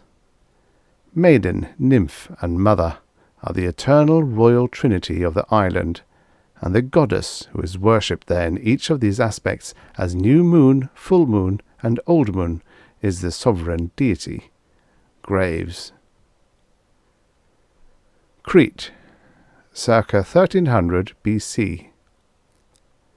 Cabby pushed back at Sid some seconds of bread and olives, and when he raised his bushy eyebrows, gave him a curt nod that meant she knew what she was doing. She stood up and sort of took a position. All the talk quieted down fast, even Bruce's and Lily's. Cabby's face and voice weren't strained now, but they weren't relaxed either. "Woe to Spider, woe to Cretan! Heavy is the news I bring you. Bear it bravely, like strong women. When we got the gun unlimbered, I heard seaweed fry and crackle. We three leapt behind the rock wall, saw our gun grow white as sunlight in a heat ray of the serpents. Natch, we feared we were outnumbered, and I called upon my caller." I don't know how she does it, but she does it. In English too. That is, when she figures she's got something important to report, and maybe she needs a little time to get ready. Beau claims that all the ancients fit their thoughts into measured lines as naturally as we pick a word that will do, but I'm not sure how good the Vicksburg language department is. Though why I should wonder about things like that when I've got Cabby spouting the stuff right in front of me, I don't know. "But I didn't die there, kiddos. I still hoped to hurt the Greek ships, maybe with the snake's own heat gun. So I quick tried to outflank them. My 2 comrades crawled beside me. They are males, but they have courage. Soon we spied the ambush setters. There were snakes, and there were many, filthily disguised as cretins." There was an indignant murmur at this, for our cutthroat change war had its code, the soldiers tell me. Being an entertainer, I don't have to say what I think. "They had seen us when we saw them," Cabby swept on, "and they'd loosed a killing volley. Heat and knife rays struck about us in a storm of wind and fire, and the Lunan lost a feeler, fighting for Crete's triple goddess. So we dodged behind a sand hill, steered our flight back toward the water. It was awful what we saw there. Crete's brave ships all sunk or sinking, blue sky sullied by their death smoke. Once again the Greeks had licked us, aided by the filthy serpents. Round our wrecks their black ships scurried like black beetles, filth their diet, yet this day they dine on heroes. On the quiet sunlit beach there I could feel a change gale blowing, working changes deep inside me, aches and pains that were a stranger's. Half my memories were doubled, half my lifeline crooked and twisted, 3 new moles upon my sword hand, Goddess, goddess, triple goddess." Her voice wavered, and Sid reached out a hand, but she straightened her back. "Triple goddess, give me courage to tell everything that happened. We ran down into the water, hoping to escape by diving. We had hardly gotten under when the heat rays hit above us, turning all the cool green surface to a roaring white inferno. But as I believe I told you, I was calling on my caller, and a door now opened to us deep below the deadly steam clouds. We dived in like frightened minnows, and a lot of water with us." Off Chicago's Gold Coast, Dave once gave me a lesson in skim diving, and remembering it, I got a flash of Cabby's door in the dark depths. For a moment all was chaos. Then the door slammed shut behind us. We'd been picked up in time's nick by an express room of our spiders, sloshing 2 feet deep in water, much more cramped for space than this place. It was manned by a magician, an old coot named Benson Carter. He dispelled the water quickly and reported on his caller. We'd got dry, were feeling human. Illy here had shed his swimsuit when we looked at the maintainer. It was glowing, changing, melting, and when Benson Carter touched it, he fell backward. Death was in him. Then the void began to darken, narrow, shrink and close around us, so I called upon my caller, without wasting time, let me tell you. We can't say for sure what it was slowly squeezed the sweet express room, but we feared the dirty snakes have found a way to find our places and attack outside the cosmos, found the spider web that links us in the void's grey less than nothing. No murmur this time. This reaction was genuine. We'd been hit where we lived, and I could see everybody was scared as sick as I was. Except maybe Bruce and Lily, who were still holding hands and beaming gently. I decided they were the kind that love makes brave, which it doesn't do to me. It just gives me 2 people to worry about.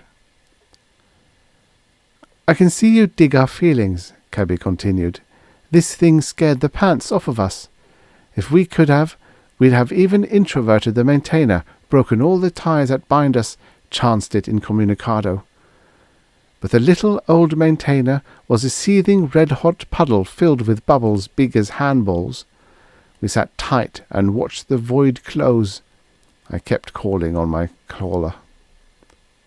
I squeezed my eyes shut, but that made it easier to see the 3 of them with the void shutting down on them. Was I still behaving? Yes, Bibi Miriam. Poetry or no poetry, it got me.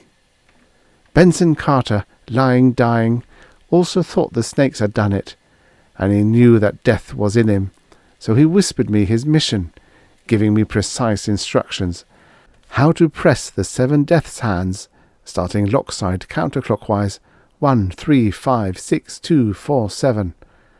Then you have half an hour. After you have pressed the 7, do not monkey with the buttons. Get out fast and don't stop moving. I wasn't getting this part, and I couldn't see that anyone else was, though Bruce was whispering to Lily. I remembered seeing skulls engraved on the bronze chest.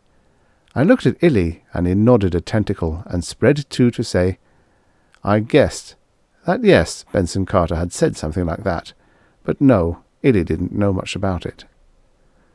All these things and more he whispered, Cabby went on, with the last gasp of his life force, telling all his secret orders, for he had not been sent to get us. He was on a separate mission when he heard my SOSs.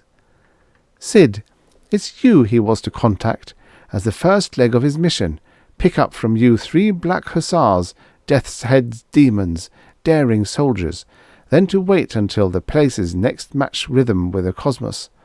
Matter of 2 meal times, barely, and to tune in northern Egypt in the age of the last Caesar, in the year of Rome's swift downfall, there to start an operation in a battle near a city named for Thrace's Alexander, there to change the course of battle, blow sky-high the stinking serpents, all their agents, all their zombies.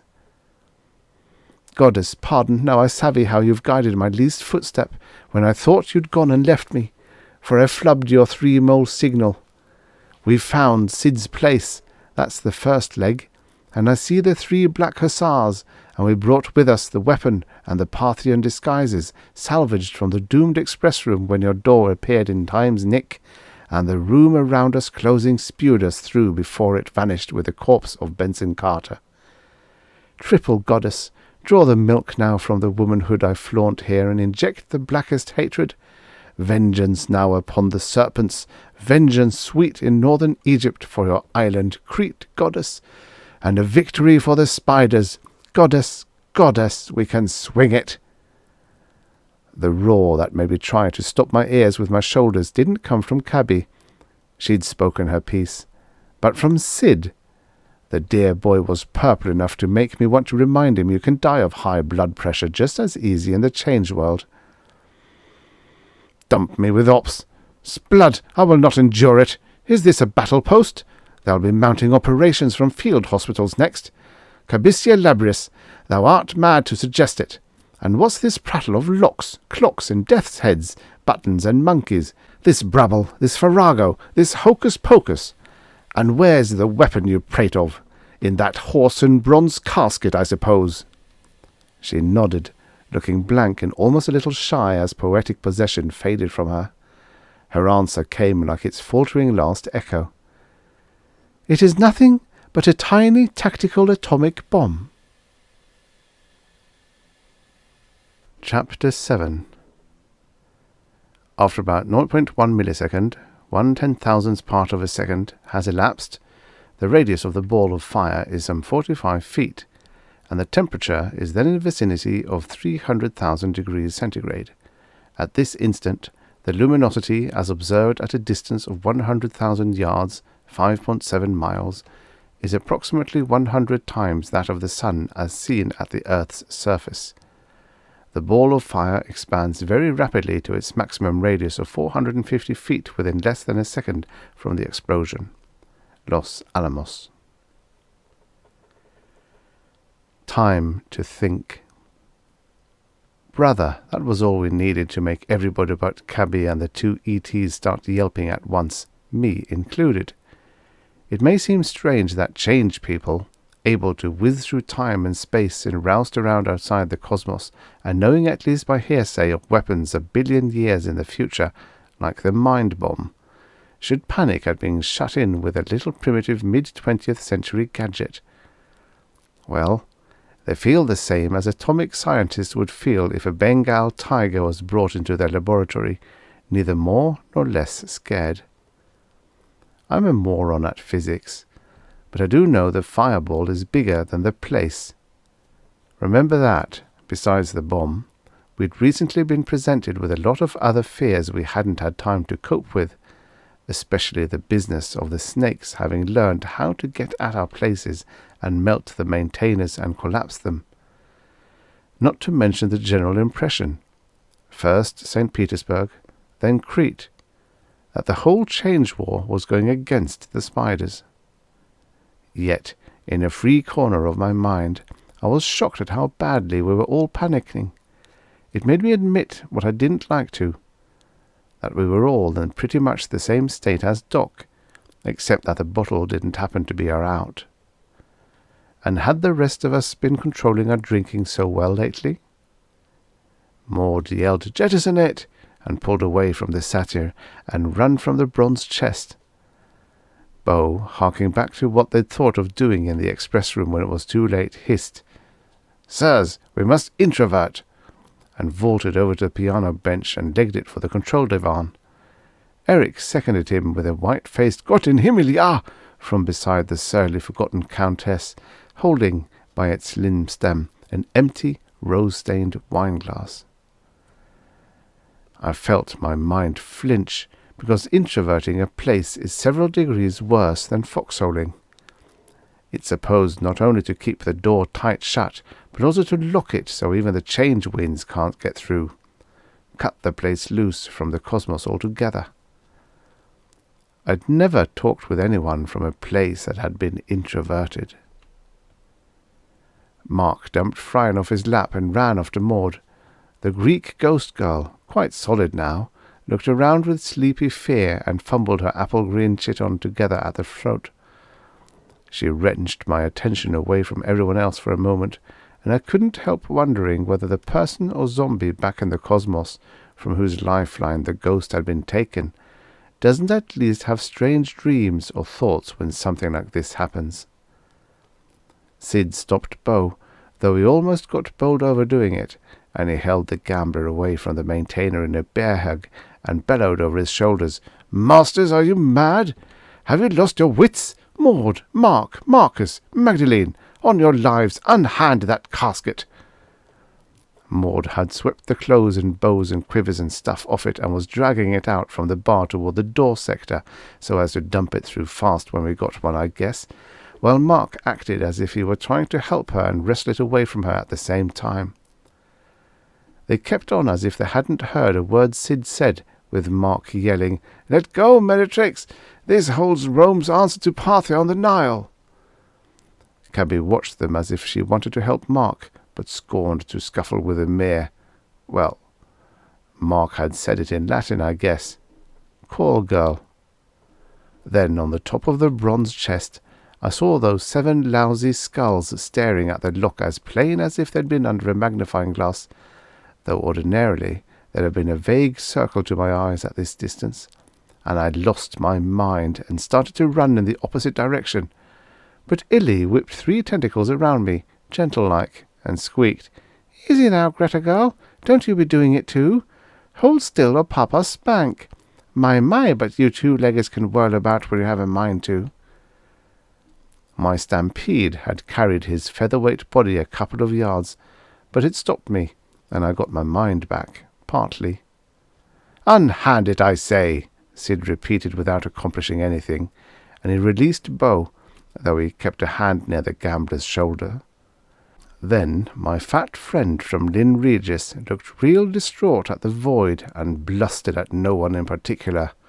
"'Sdeath, think you I'd mutiny against my masters, desert the spiders, go to ground like a spent fox and pull my hole in after me?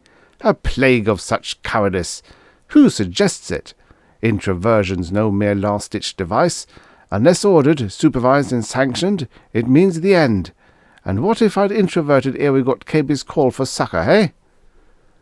His warrior maid nodded with harsh approval, and he noticed it, and shook his free hand at her and scolded her. "Not that I say yea to your mad plan for that devil's casket, you half-clad lackwit, and yet to jettison. Oh, ye gods, ye gods!" He wiped his hand across his face. "Grant me a minute in which I may think." Thinking time wasn't an item even on the strictly limited list at the moment, although Sevensea, squatting dourly on his hairy haunches where Maud had left him, threw in a deadpan, "'Twas Tellerman, Gav." Then Doc at the bar stood up tall as Abe Lincoln in his top hat and shawl, and 19th century duds, and raised an unwavering arm for silence and said something that sounded like "Introverse, inverse, gloush," and then his enunciation switched to better than perfect as he continued, "I know to an absolute certainty what we must do." It showed me how rabbity we were that the place got quiet as a church while we all stopped whatever we were doing and waited breathless for a poor drunk to tell us how to save ourselves. He said something like "Inverse, bosh," and held our eyes for a moment longer. Then the light went out of his, and he slobbered out a "Nichevo," and slid an arm far along the bar for a bottle, and started to pour it down his throat without stopping sliding. Before he completed his collapse to the floor, in the split second while our attention was still focused on the bar, Bruce vaulted up on top of it, so fast it was almost like he'd popped up from nowhere, though I'd seen him start from behind the piano. "I've a question. Has anyone here triggered that bomb?" he said in a voice that was very clear and just loud enough. "So it can't go off," he went on after just the right pause, his easy grin and brisk manner putting more heart into me all the time. "What's more, if it were to be triggered, we'll still have half an hour. I believe you said it had that long a fuse?" He stabbed a finger at Cabby. She nodded. "Right," he said. "It'd have to be that long for whoever plants it in the Parthian camp to get away. There's another safety margin." Second question. Is there a locksmith in the house? For all Bruce's easiness, he was watching us like a golden eagle, and he caught Beau's and Maud's affirmatives before they had a chance to explain or hedge them, and said, "That's very good. Under certain circumstances, you two would be the ones to go to work on the chest. But before we consider that, there's question 3. Is anyone here an atomics technician?" That one took a little conversation to straighten out, Illy having to explain that, yes, the early Lunans had atomic power. Hadn't they blasted the life of their planet with it and made all those ghastly craters? But no, he wasn't a technician exactly. He was a thinger. I thought at first his squeak box was lisping. What was a thinger? Well, a thinger was someone who manipulated things in a way that was truly impossible to describe. But no, you couldn't possibly thing atomics. The idea was quite ridiculous, so he couldn't be an atomics thinger. The term was worse than a contradiction. Well, really. While Sevensea, from his 2,000 millennia advantage of the Lunan, grunted to the effect that his culture didn't rightly use any kind of power, but just sort of moved satyrs and stuff by wrestling space-time around. "Or think 'em round if we after. Can't think 'em even void, though, was luck. After have it, I don't know what. Don't have it anyhow." "So we don't have an ATEC," Bruce summed up, "which makes it worse than useless, downright dangerous, to tamper with the chest. We wouldn't know what to do if we did get inside safely. One more question." He directed it towards Sid. "How long before we can jettison anything?" Sid, looking a shade jealous, yet mostly grateful for the way Bruce had calmed his chickens, started to explain, but Bruce didn't seem to be taking any chance of losing his audience, and as soon as Sid got to the word rhythm, he pulled the answer away from him. "In brief, not until we can effectively tune in on the cosmos again." "Thank you, Master Lessingham. That's at least 5 hours. 2 meal times, as the Cretan officer puts it." And he threw Cabby a quick soldierly smile. "So whether the bomb goes to Egypt or elsewhere, there's not a thing we can do about it for 5 hours. All right, then?" His smile blinked out like a light, and he took a couple of steps up and down the bar, as if measuring the space he had. 2 or 3 cocktail glasses sailed off and popped, but he didn't seem to notice them, and we hardly did either. It was creepy the way he kept staring from one to another of us. We had to look up. Behind his face, with the straight golden hair flirting around it, was only the void. "All right, then," he repeated suddenly. "We're 12 spiders and 2 ghosts, and we've time for a bit of a talk, and we're all in the same bloody boat, fighting the same bloody war, so we all know what we're talking about. I raised this subject a while back, but I was steamed up about a glove, and it was a big jest. All right, but now the gloves are off." Bruce ripped them out of his belt where they'd been tucked and slammed them down on the bar, to be kicked off the next time he paced back and forth, and it wasn't funny. "Because," he went right on, "I've been getting a completely new picture of what this spider's war has been doing to each of us. Oh, it's jolly good sport to slam around in space and time and then have a rugged little party outside both of them when the operation's over. It's sweet to know there's no cranny of reality so narrow, no privacy so intimate or sacred, no wall of was or will be strong enough that we can't shoulder in. Knowledge is a glamorous thing, sweeter than lust or gluttony or the passion of fighting, and including all 3, the ultimate insatiable hunger, and is great to be Faust, even in a pack of other Fausts. It's sweet to jigger reality, to twist the whole course of a man's life or a culture's, to ink out his or its past and scribble in a new one, and be the only one to know and gloat over the changes. Ha! Killing men or carrying off women isn't in it for glutting the sense of power. It's sweet to feel the change winds blowing through you, and know the pasts that were, and the past that is, and the past that may be. It's sweet to wield the Atropos and cut a zombie or unborn out of his lifeline, and look the doppelganger in the face, and see the resurrection glow in it, and recruit a brother. welcome a newborn fellow demon into our ranks and decide whether he'll best fit as soldier, entertainer, or what. Or he can't stand resurrection. It fries or freezes him, and you've got to decide whether to return him to his lifeline and his zombie dreams, only they'll be a little greyer and horrider than they were before, or whether, if he's got that tantalizing something, to bring her shell along for a ghost girl. That's sweet, too. It's even sweet to have change death poised over your neck, to know that the past isn't the precious indestructible thing you've been taught it was, to know that there's no certainty about the future either, whether there'll even be one, to know that no part of reality is holy, that the cosmos itself may wink out like a flicked switch, and God be not, and nothing left but nothing. He threw out his arms against the void. And knowing all that, it's doubly sweet to come through the door into the place and be out of the worst of the change winds and enjoy a well-earned recuperation and share the memories of all these sweetnesses I've been talking about and work out all the fascinating feelings you've been accumulating back in the cosmos, layer by black layer, in the company of and with the help of the best bloody little band of fellow Fausts and Faustines going. Oh, it's a sweet life all right, but I'm asking you, and here his eyes stabbed us again, one by one, fast. I'm asking you what it's done to us. I've been getting a completely new picture, as I said, of what my life was and what it could have been if there'd been changes of the sort that even we demons can't make, and what my life is. I've been watching how we'd all been responding to things just now, to the news of St. Petersburg, and to what the Cretan officers told beautifully, only it wasn't beautiful, what she had to tell, and mostly to that bloody box of bomb. And I'm simply asking each one of you, what's happened to you? He stopped his pacing, and stuck his thumbs in his belt, and seemed to be listening to the wheels turning in at least 11 other heads.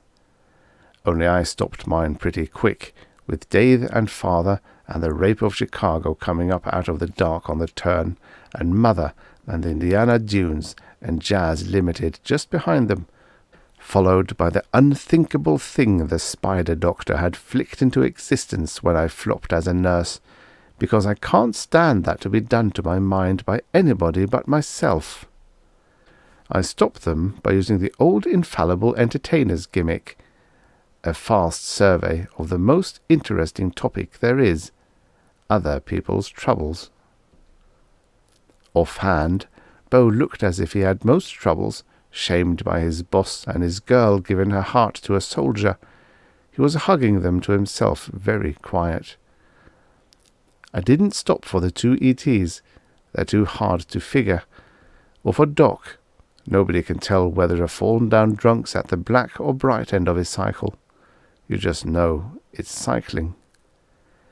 Maud ought to be suffering as much as Beau, called names and caught out in a panic, which always hurts her, because she's plus 300 years more future than the rest of us, and figures she ought to be that much wiser, which she isn't always. Not to mention she's over 50 years old, though her home century cosmetic science keeps her looking and acting teenage most of the time. She'd backed away from the bronze chest so as to not to stand out, and now Lily came from behind the piano and stood beside her. Lily had the opposite of troubles, a great big glow for Bruce, proud as a promised princess watching her betrothed. Eric frowned when he saw her, for he seemed proud too, proud of the way his Kamerad had taken command of us panicking whacks, Führer fashion. Sid still looked mostly grateful and inclined to let Bruce keep on talking. Even Cabby and Mark, those 2 dragons hot for battle, standing a little in front and to one side of us by the bronze chest, like its guardians, seemed willing to listen.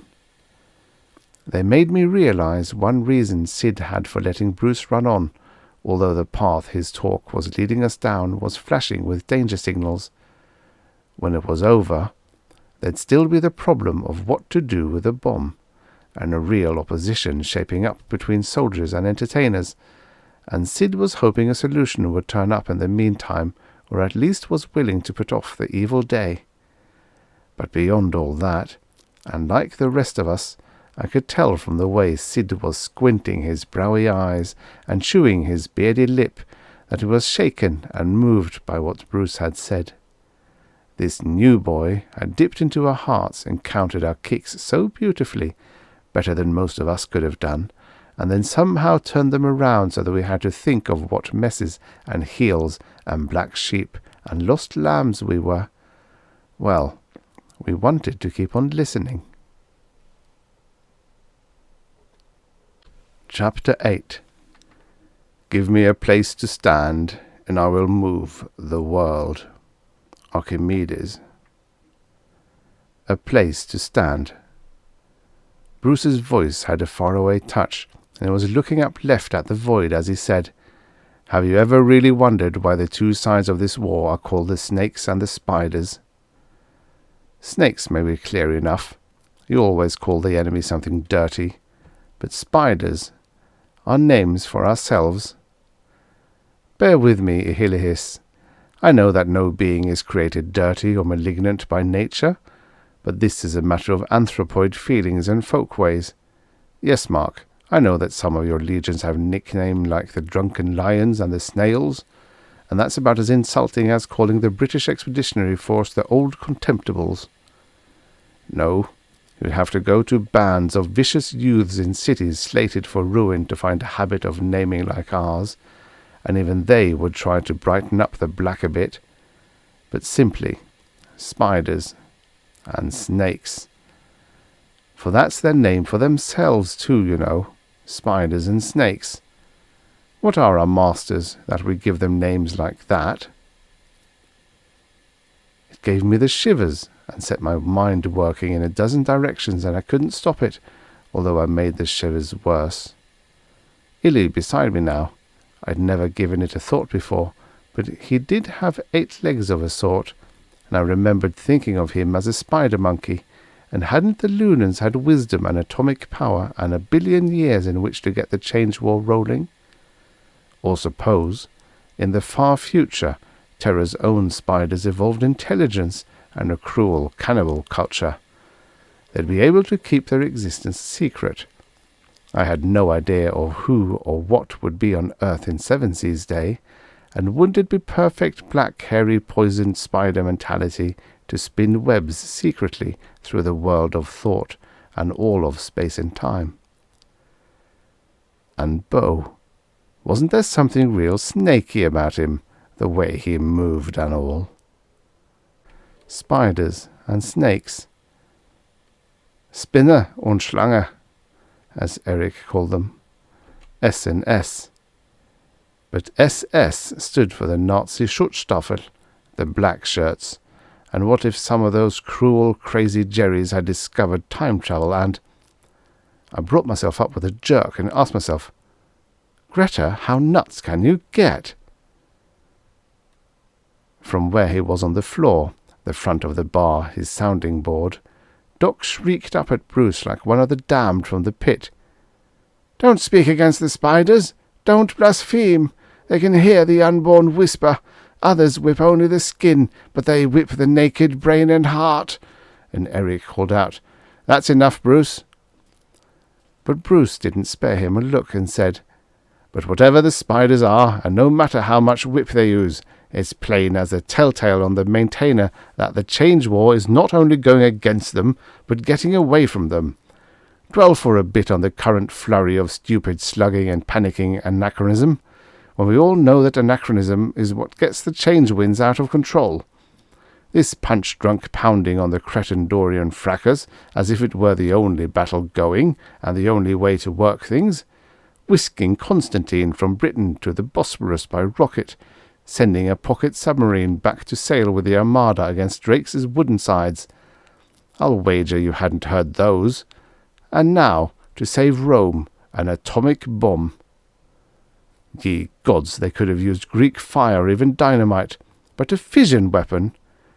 I leave you to imagine what gaps and scars that will make in what's left of history. The smothering of Greece, and the vanishing of Provenance, and the troubadours, and the papacy's Irish captivity won't be in it. The cut on his cheek had opened again and was oozing a little, but he didn't pay any attention to it, and neither did we, as his lips thinned in irony, and he said, "But I'm forgetting that this is a cosmic war, and that the spiders are conducting operations on billions, trillions of planets and inhabited gas clouds through millions of ages, and that we're just one little world, one little solar system, 7C, and we can hardly expect our inscrutable masters, with all their pressing preoccupations and far-flung responsibilities, to be especially understanding or tender in the treatment of our pet books and centuries, our favourite prophets and periods, or unduly concerned about preserving any of the trifles that we just happen to hold dear. Perhaps there are some sentimentalists who would rather die forever than go on living in a world without the summer, the field equations, process and reality, Hamlet, Matthew, Keats, and the Odyssey. But our masters are practical creatures, ministering to the needs of those rugged souls who want to go on living no matter what. Eric's "Bruce, I'm telling you that's enough," was lost in the quickening flow of the new boy's words. I won't spend much time on the minor signs of our major crack-up. The cancelling of leaves, the sharper shortages, the loss of the express room, the use of recuperation stations for ops, and all the other frantic patchwork. Last operation but one, we were saddled with 3 soldiers from outside the galaxy, and no fault of theirs, they were no earthly use. Such little things might happen at a bad spot in any war, and are perhaps only local. But there's a big thing. He paused again, to let us wonder, I guess. Maud must have worked her way over to me, for I felt her dry little hand on my arm, and she whispered out the side of her mouth, "What do we do now?" "We listen," I told her the same way. I felt a little impatient with her need to be doing something about things. She cocked a gold-dusted eyebrow at me and murmured, "You too?" I didn't get to ask her me too. What? Crush on Bruce? Nuts! Because just then Bruce's voice took up again in the faraway range. "Have you ever asked yourselves how many operations the fabric of history can stand before it's all stitches? Whether too much change won't one day wear out the past? And the present and the future too. The whole bleeding business. Is the law of the conservation of reality any more than a thin hope given a long name, a prayer of theoreticians? Change death is as certain as heat death, and far faster. Every operation leaves reality a bit cruder, a bit uglier, a bit more makeshift, and a whole lot less rich in those details and feelings that are our heritage, like the crude penciled sketch on canvas when you're stripped off the paint. If that goes on, won't the cosmos collapse into an outline of itself, then nothing? How much thinning can reality stand, having more and more double-gangers cut out of it? And there's another thing about every operation. It wakes up the zombies a little more, and as its change winds die, it leaves them a little more disturbed and nightmare-ridden and frazzled. Those of you who have been on operations in heavily worked-over temporal areas will know what I mean. That look they give you out of the sides of their eyes, as if to say, "You again? For Christ's sake, go away. We're the dead. We're the ones who don't want to wake up, who don't want to be demons and hate to be ghosts. Stop torturing us." I looked around at the ghost girls. I couldn't help it. They'd somehow got together on the control divan, facing us, their backs to the maintainers. The Countess had dragged along the bottle of wine Eric had fetched her earlier, and they were passing it back and forth. The Countess had a big rose splotch across the ruffled white lace of her blouse. Bruce said, "There'll come a day when all the zombies and all the unborn wake up and go crazy together, and figuratively come marching at us in their numberless hordes, saying, 'We've had enough.'" But I didn't turn back to Bruce right away. Franz Chitten had slipped off one shoulder, and she and the Countess were sitting sagged forward, elbows on knees, legs spread, at least as far as the Countess's hobble-skirt would let her, and swayed toward each other a little.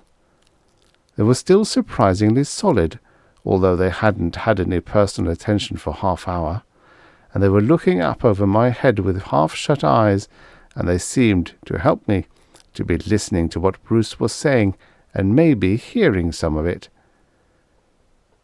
We make a careful distinction between zombies and unborn, between those troubled by our operations whose lifelines lie in the past, and those whose lifelines lie in the future. But is there any distinction any longer? Can we tell the difference between the past and the future? Can we any longer locate the now, the real now of the cosmos?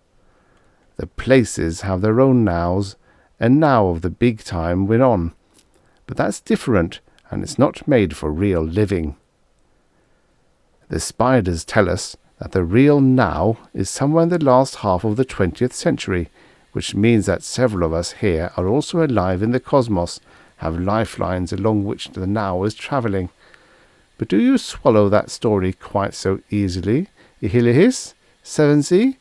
How does it streak the servants of the triple goddess, the spiders of Octavian Rome, the demons of good Queen Bess, the gentlemen zombies of the Greater South, to the unborn man the starships, Maud? The spiders also tell us that, although the fog of battle makes the now hard to pin down precisely, it will return with the unconditional surrender of the snakes and the establishment of cosmic peace, and roll on as majestically toward the future as before, quickening the continuum with its passage. Do you really believe that?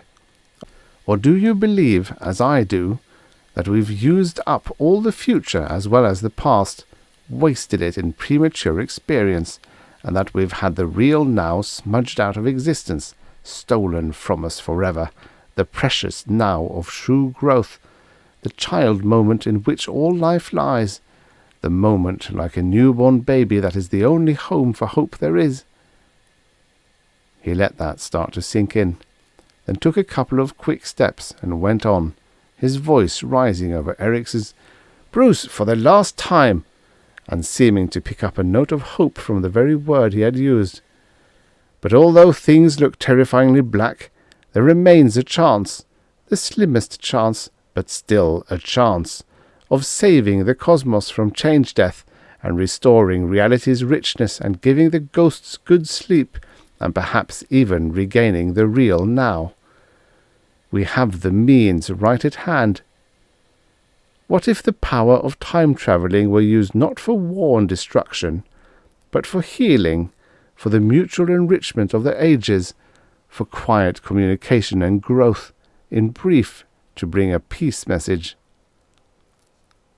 But my little commandant is quite an actor himself, and knows a wee bit about the principles of scene-stealing, and he was not going to let Bruce drown him out as if he were just another extra playing a voice from the mob. He darted across our front, between us and the bar, took a running leap, and landed bang on the bloody box of bomb. A bit later, Maud was silently showing me the white ring above her elbow where I'd grabbed her, and Illy was teasing a clutch of his tentacles out of my other hand and squeaking reproachfully, "Greta girl, don't ever do that." Eric was standing on the chest, and I noticed that his boots carefully straddled the circle of skulls, and I should have known anyway you could hardly push them in the right order by their jumping on them, and I was pointing at Bruce and saying, "And that means mutiny, my young sir. Un Gottes Willen. Bruce, listen to me and step down before you say anything worse. I'm older than you, Bruce. Mark's older. Trust in your Kameraden. Guide yourself by their knowledge." He had got my attention, but I had much rather have him black my eye. "You older than me?" Bruce was grinning, "when your 12 years' advantage was spent in soaking up the wisdom of a race of sadistic dreamers gone paranoid, in a world whose thought stream had already been muddied by one total war? Mark, older than me, when all his ideas and loyalties are those of a wolf-pack of unimaginative sluggers 2,000 years younger than I am. Either of you older because you have more of the killing cynicism that is all the wisdom the change world ever gives you. Don't make me laugh. I'm an Englishman.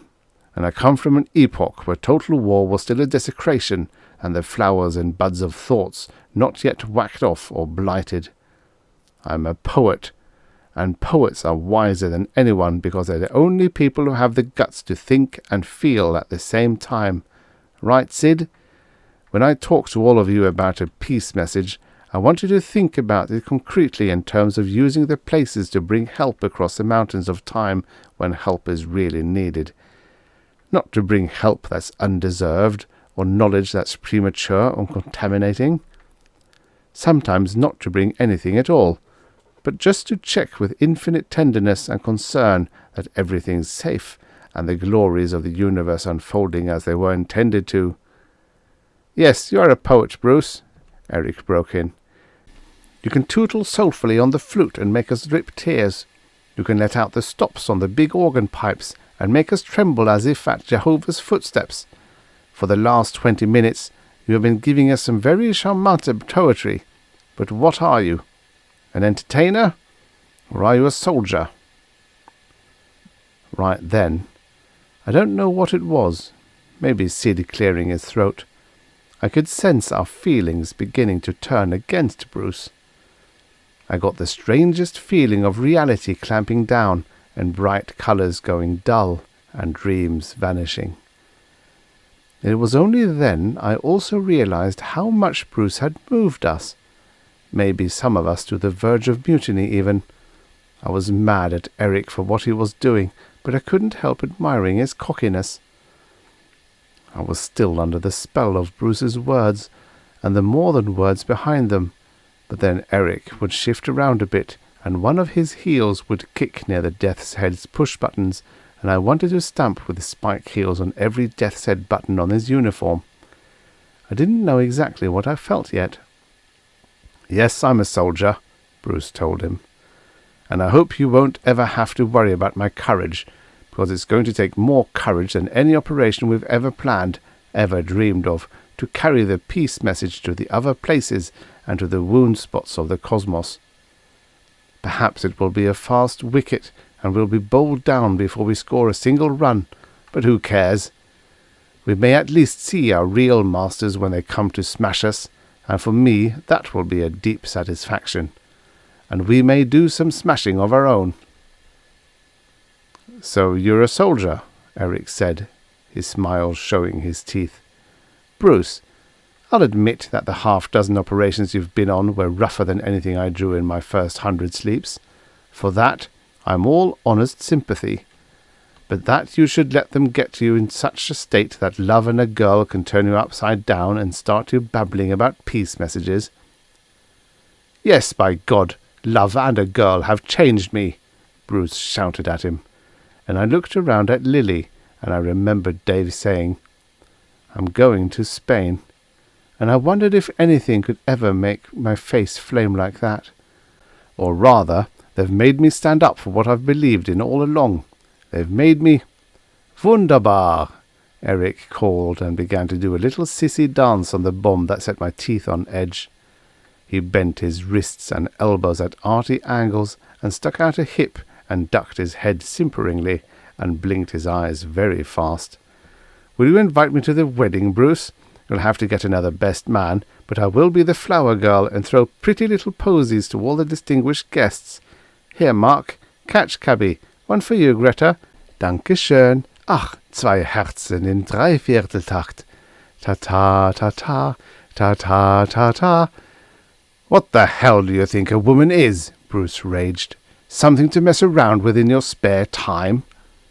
Eric kept on humming 2 Hearts in Waltz Time and jigging around to it, damn him, but he slipped in a nod to Bruce and a precisely, so I knew where I stood, but it was no news to me. Very well, Bruce said. Let's leave this brown-shirt maricon to amuse himself and get down to business. I made all of you a proposal, and I don't have to tell you how serious it is, or how serious Lily and I are about it. We not only must infiltrate and subvert other places, which luckily for us are made for infiltration, we also must make contact with the snakes and establish working relationships with their demons at our level at one of the first steps. That stops Eric's jig, and got enough of a gasp from some of us to make it seem to come from practically everybody. Eric used it to work a change of pace. "Bruce, we've let you carry this foolery further than we should. You seem to have the idea that because anything goes in their place, duelling, drunkenness, und so weiter, you can say what you have and it will be all forgotten with a hangover. Not so. It is true that among such a set of monsters and free spirits as ourselves, and working as secret agents to boot, there cannot be the obvious military discipline that would obtain in a Terran army. But let me tell you, Bruce, let me grind it home into you. Sid and Cabby and Mark will bear me out in this as officers of equivalent rank, that the spider line of command stretches into and through this place just as surely as the word of Der Führer rules Chicago.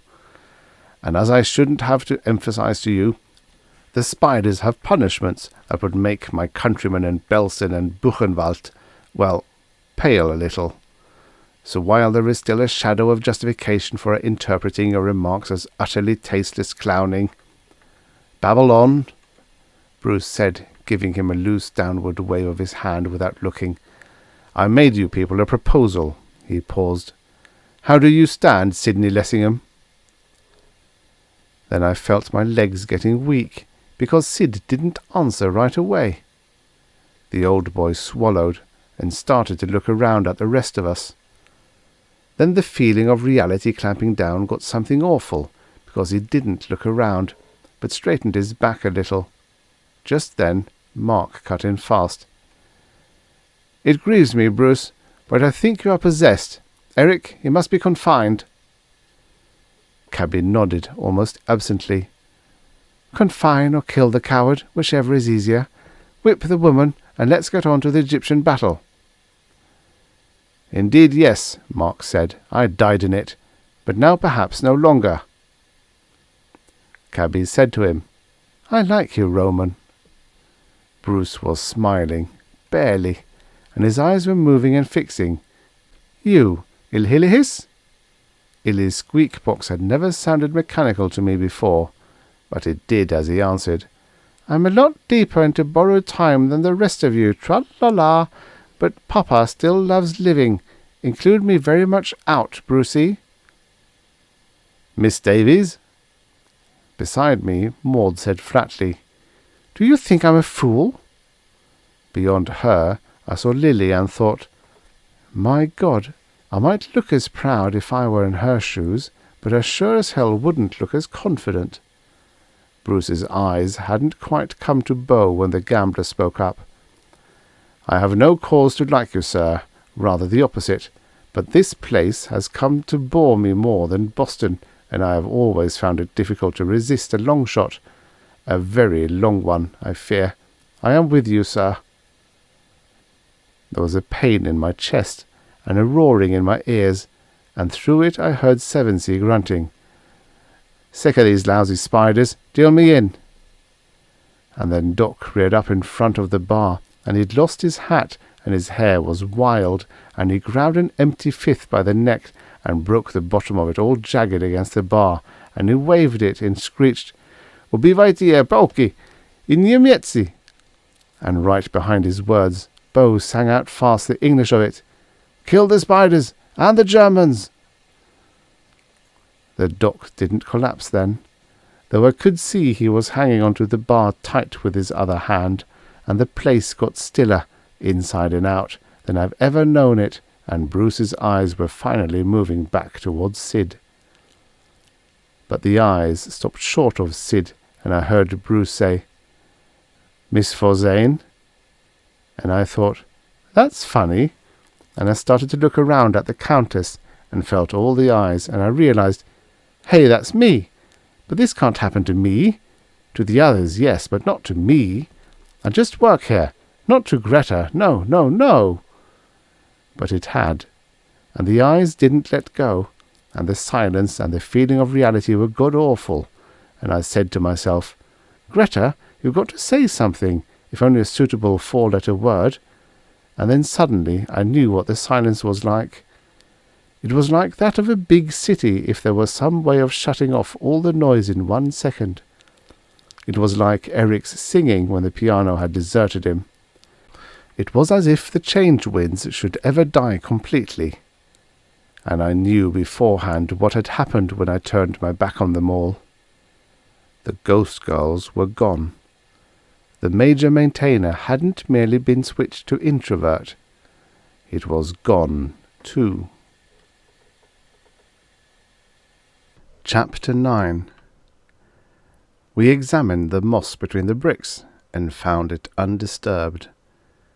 You looked among these papers, of course, and into the books of the library? Certainly. We opened every package and parcel.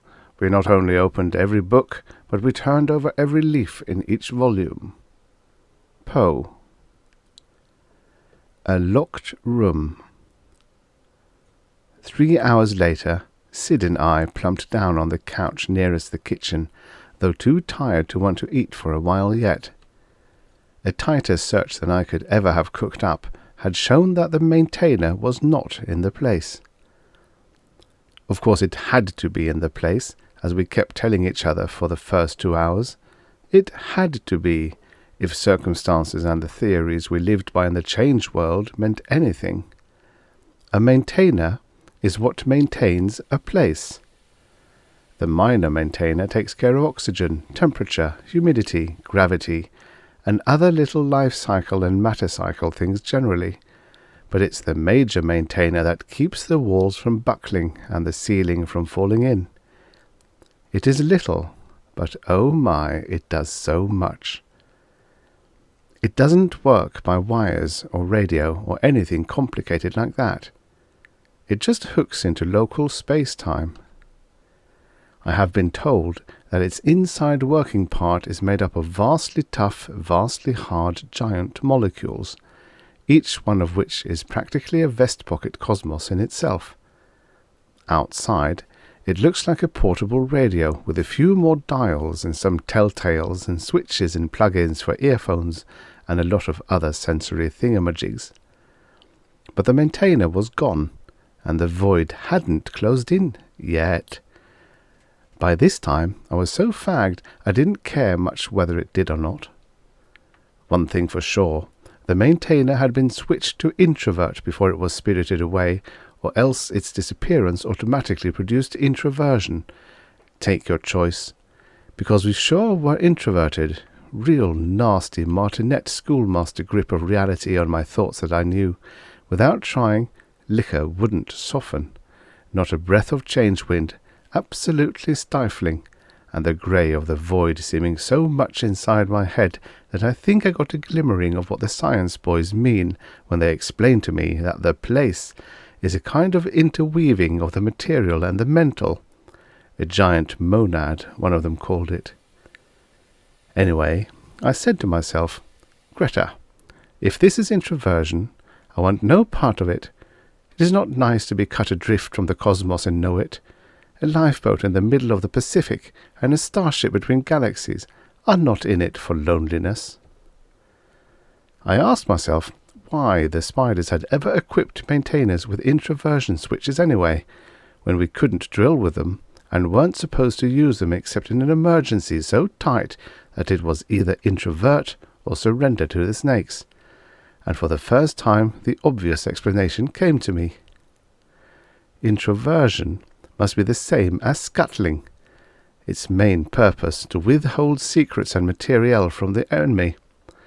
It put a place into a situation from which even the Spider High Command couldn't rescue it, and there was nothing left but to sink down, down, out, up, down into the void.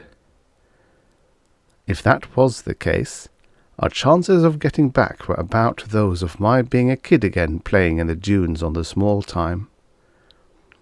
I edged a little closer to Sid and sort of squoonched under his shoulder and rubbed my cheek against the smudged gold-worked grey velvet. He looked down, and I said, "A long way to Lynn Regis, eh, Siddy?" "Sweetling, thou spokest a mouthful," he said. He knows very well what he's doing when he mixes his language that way, the wicked old darling. "Siddy," I said, "why this gold work? It'll be a lot smoother without it." Marry, men must prick themselves out, and faith I know not, but it helps if there's metal in it. And girls get scratched. I took a little sniff. But don't put this doublet through the cleaner yet. Until we get out of the woods, I want as much of you around as possible. Marry, and why should I? He asked blankly, and I think he wasn't fooling me. The last thing time-travellers find out is how they do or don't smell. Then his face clouded, and it looked as though he wanted to scounge under my shoulder. But faith, sweetling, your forest has a few more trees than Sherwood. Thou saidst it, I agreed, and wondered about the look. He oughtn't to be interested in my girl. I knew I was a mess, but he had stuck pretty close to me during the hunt, and you never can tell. Then I remembered that he was the other one who hadn't declared himself when Bruce was putting it to us, and it probably troubled his male vanity. Not me, though. I was still grateful to the maintainer for getting me out of that spot, whatever other it had got us all into. It seemed ages ago. We'd all jumped to the conclusion that the two ghost girls had run away with the maintainer. I don't know where or why, but it looked so much that way. Maud had started yipping about how she'd never trusted ghosts and always known that some day they'd start doing things on their own, and Cabby had got it firmly fixed in her head, right between the horns, that Phryne, being a Greek, was the ringleader and was going to wreak havoc on us all. But when we were checking stores the first time, I had noticed that the ghost girl envelopes looked flat. Ectoplasm doesn't take up much space when it's folded, but I had opened one anyway, then another, and then called for help. Every last envelope was empty. We had lost over 1,000 ghost girls, Sid's whole stock. Well, at least it proved what none of us had ever seen or heard of being demonstrated, that there is a spooky link, a sort of change-wind contact between a ghost and its lifeline, and when that umbilicus, I've heard it called, is cut, the part away from the lifeline dies. Interesting, but what had bothered me was whether we demons were going to evaporate too, because we are as much double-gangers as the ghost, and our apron strings had been cut just as surely. We're more solid, of course, but that would only mean we'd take a little longer. Very logical. I remember I had looked up at Lily and Maud. Us girls had been checking the envelopes. It's one of the proprieties we frequently maintain, and anyway, if men check them, they're apt to trot out that old wheeze about instant women, which I'm sick to death of hearing, thank you. Anyway, I had looked up and said, "It's been nice knowing you," and Lily had said, 23, Skidoo, and Maud had said, "Here goes nothing," and we had shook hands all around. We figured that Phryne and the Countess had faded at the same time as the other ghost girls, but an idea had been nibbling at me, and I said, "Siddy, do you suppose it's just barely possible that, while we were all looking at Bruce, those two ghost girls would have been able to work the maintainer and get a door and lamb out of here with the thing?" "Thou speakst my thoughts, sweetling. All weighs against it. Imprimis, 'tis well known that ghosts cannot lay plots or act on them. Secundo, the time forbade getting a door. Tertio, and here's the real meat of it, the place folds without the maintainer. Quadro, 'twere folly to depend on not one of, but how many of us? 10, elf? Not looking around in all the time it would have taken them." "I looked around once, Siddy. They were drinking, and they had got to the control divan under their own power. Now when was that? Oh yes, when Bruce was talking about zombies." "Yes, sweetling, and as I was about to cap my argument with Quinquo when you gan prattle, I could have sworn none could touch the maintainer, much less work it and purloin it, without my certain knowledge, yet." "Eftsoons yet," I seconded him. Somebody must have got a door and walked out with the thing. It certainly wasn't in the place. The hunt had been a Lulu. Something the size of a portable typewriter is not easy to hide, and we had been inside everything from Bo's piano to the renewer link of the refresher. We had even fluoroscoped everybody, though it had made Illy writhe like a box of worms, as he'd warned us. He said it tickled terribly, and I insisted on smoothing his fur for 5 minutes afterward, although he was a little standoffish toward me. Some areas, like the bar, kitchen, and stores, took a long while, but we were thorough. Cabby helped Doc check surgery. Since she last made the place, she had been stationed in the field hospital. It turns out the spiders actually are mounting operations from them, and learned a few nice new wrinkles. However, Doc put in some honest work on his own, though, of course, every check was observed by at least 3 people, not including Bruce or Lily. When the maintainer vanished, Doc had pulled out of his glassy-eyed drunk in a way that would have surprised me if I hadn't seen it happen to him before. But when we finished surgery and got onto the art gallery, he had started to putter, and I noticed him hold out his coat and duck his head and whip out a flask and take a swig, and by now he was well on his way toward another peak. The art gallery had taken time too, because there's such a jumble of strange stuff, and it broke my heart, but Cabby took her axe and split a beautiful blue wood carving of a Venusian Medusa, because, although there wasn't a mark in the poor polished surface, she claimed it was just big enough. Doc cried a little, and we left him fitting the pieces together and mooning over the other stuff. After we'd finished everything else, Mark had insisted on tackling the floor. Bo and Sid both tried to explain to him how this is a one-sided place, that there is nothing, but nothing under the floor. It just gets a lot harder than the diamonds crusting it as soon as you get a 1/4 inch down, that being the solid equivalent of the void. But Mark was knuckle-headed, like all Romans, Sid assured me on the QT, and broke 4 diamond-plus drills before he was satisfied. Except for some trick hiding places that left the void, and things don't vanish if you throw them at the void. They half melt and freeze forever unless you can fish them out. Back of the refresher, at about eye level, are 3 Venusian coconuts that a Hittite strongman threw there during a major brawl. I try not to look at them, because they are so much like witch heads they give me the woolies. The parts of the place right up against the void have strange spatial properties, which one of the gadgets in surgery makes use of in a way that gives me the worst woolies, but that's beside the point. During the hunt, Cabby and Eric had used their callers as direction finders to point out the maintainer, just as they used in the Cosmos to locate the door, and sometimes in the big places, people tell me.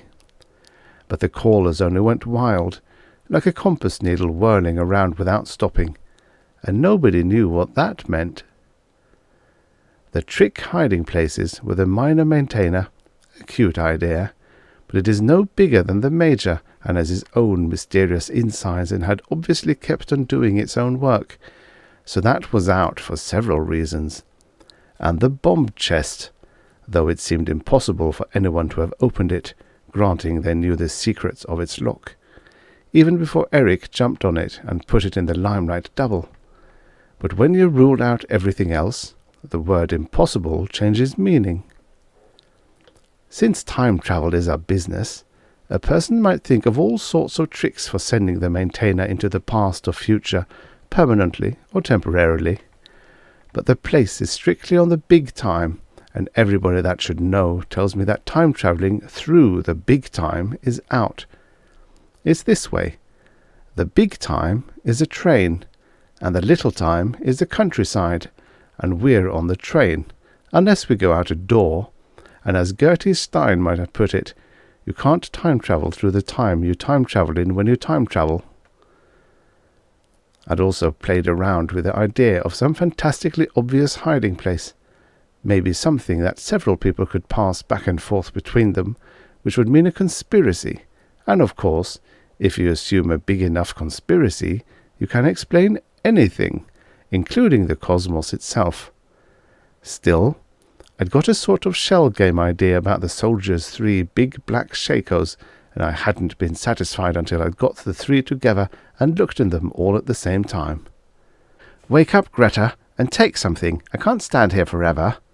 Maud had brought us a tray of hearty snacks from then and yon, and I must say they were tempting. She whips up a mean hors d'oeuvre. I looked them over and said, "Siddy, I want a hot dog." "And I want a venison pasty. Out upon you, you finical Jill, you o'erscrupulous jade, you whimsic and tyrannous poppet." I grabbed a handful and snuggled back against him. "Go on, call me some more, Siddy," I told him. "Real juicy ones." Chapter 10. My thought, whose murder yet is but fantasticals, shakes so my single state of man that function is smothered in surmise, and nothing is but what is not. Macbeth. Motives and opportunities. My big bad waif from King's Lynn had set the tray on his knees and started to wolf the food down. The others were finishing up. Eric, Mark and Cabby were having a quietly furious argument I couldn't overhear at the end of the bar nearest the bronze chest, and Illy was draped over the piano like a real octopus, listening in. Bo and Sevensey were pacing up and down near the control divan and throwing each other a word now and then. Beyond them, Bruce and Lily were sitting on the opposite couch from us, talking earnestly about something. Maud had sat down at the other end of the bar and was knitting. It's one of the habits like chess and quiet drinking, or learning to talk by squeak box, that we picked up to pass the time and the place in the long stretches between parties. Doc was fiddling around the gallery, picking things up and setting them down, still managing to stay on his feet at any rate.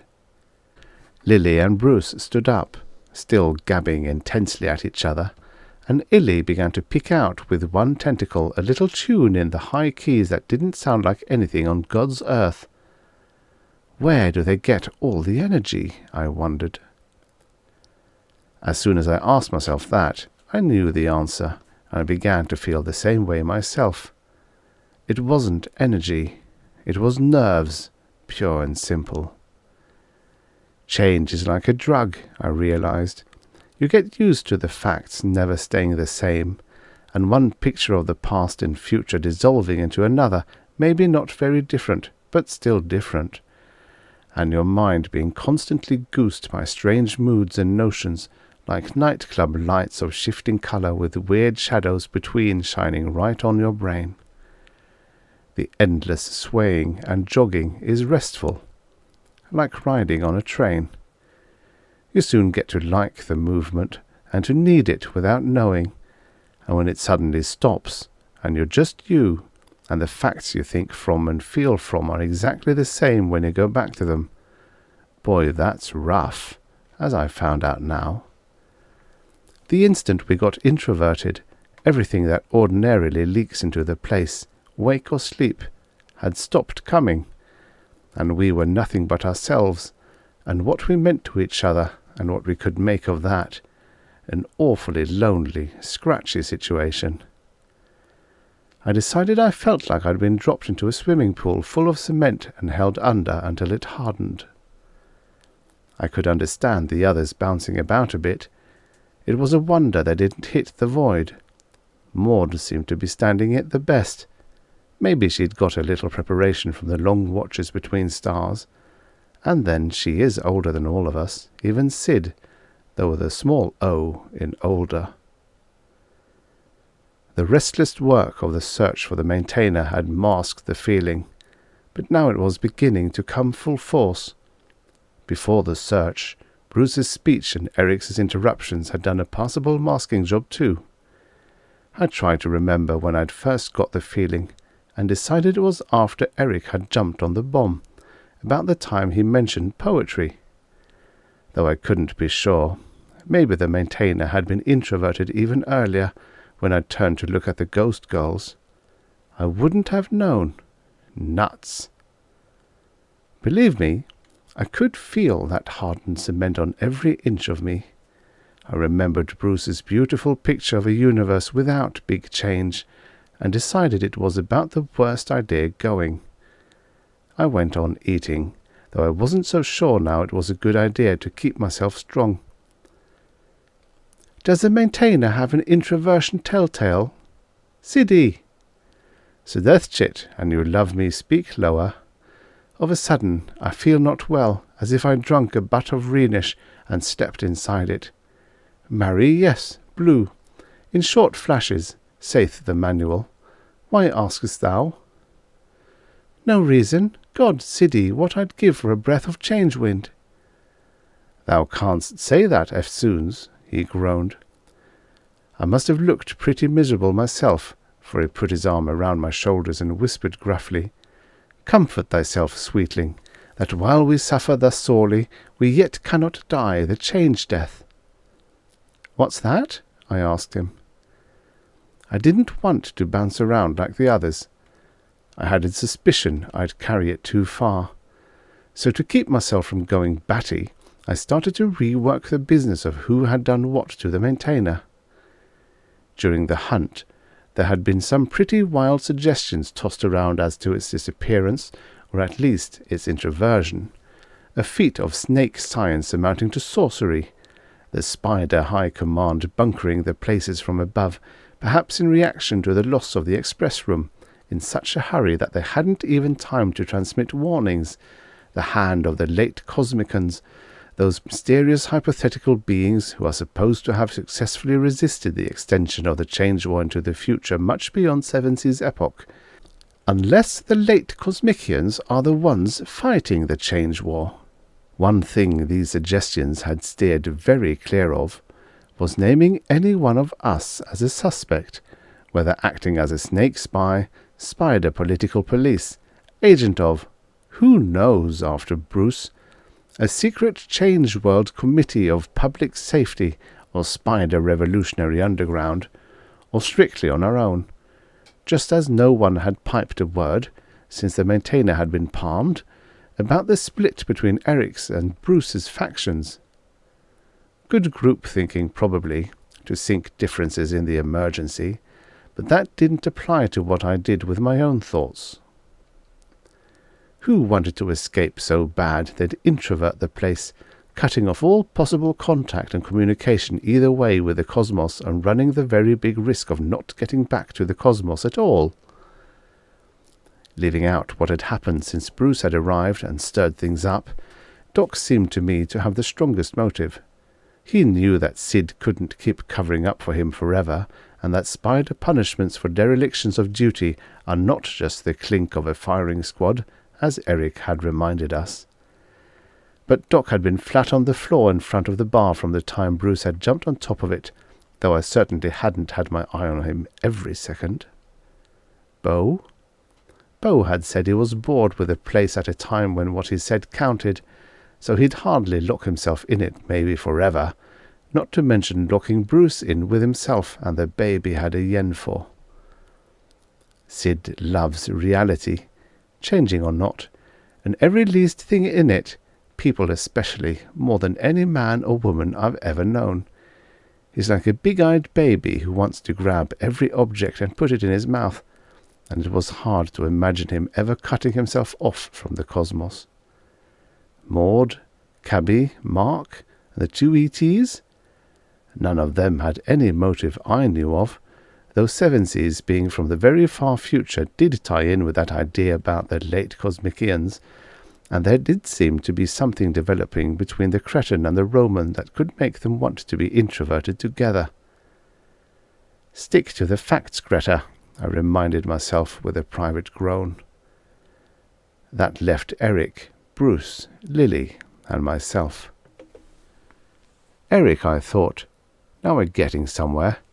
The little commandant has a nervous system of a coyote and the courage of a crazy tomcat, and if he thought it would help him settle his battle with Bruce better to be locked in with him, he'd do it in a second.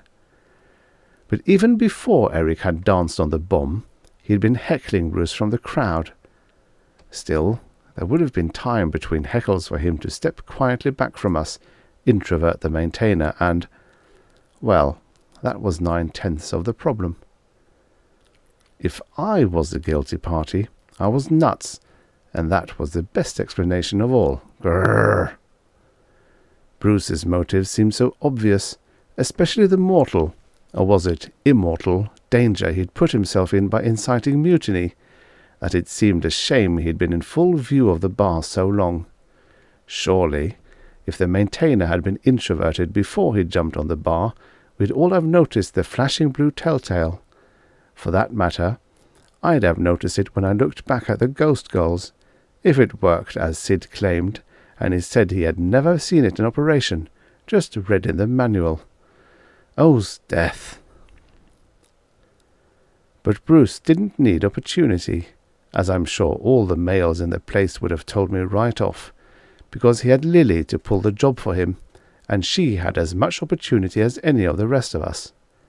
Myself, I have large reservations to this woman putty in the hands of the man she loves madly theory, but I had to admit there was something to be said for it in this case, and it had seemed quite natural to me when the rest of us had decided, by unspoken agreement, that neither Lily's nor Bruce's checks counted when we were hunting for the maintainer.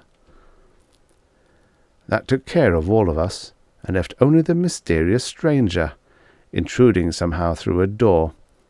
How he'd get it without using our maintainer, or from an unimaginable hiding place, or straight out of the void itself.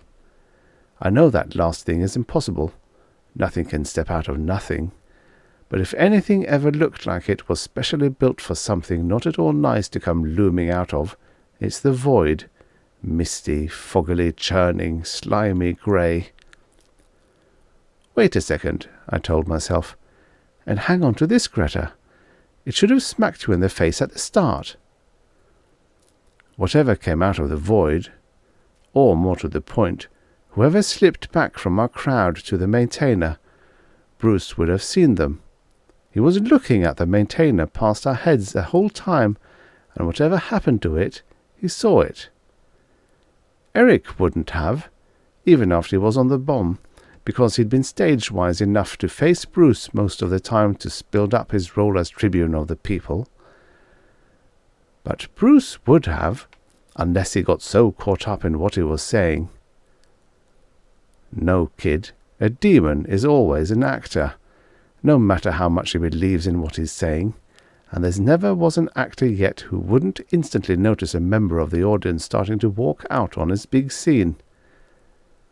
So Bruce knew, which made him a better actor than I'd have been willing to grant, since it didn't look as if anyone else had thought of what had just occurred to me, or they'd have gone over and put it to him. Not me, though. I don't work that way. Besides, I didn't feel up to it. Nervy Anna enfold me. I felt like pure hell. Maybe, I told myself encouragingly, the place is hell. But added, be your age, Greta. Be a real rootless, ruleless, ruthless 29. Chapter 11. The barrage roars and lifts, then clumsily bowed, with bombs and guns and shovels and battle gear. Men jostle and climb to meet the bristling fire, lines of grey muttering faces masked with fear. They leave their trenches, going over the top, while time ticks blank and busy on their wrists. Sassoon. The Western Front, 1917. Please don't, Lily. I shall, my love. Sweetling, wake up. Hast the shakes?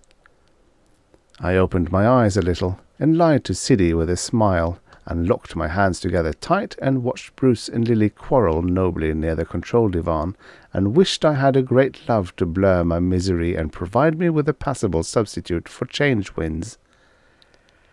Lily won the argument, judging from the way she threw her head back and stepped away from Bruce's arms while giving him a proud, tender smile.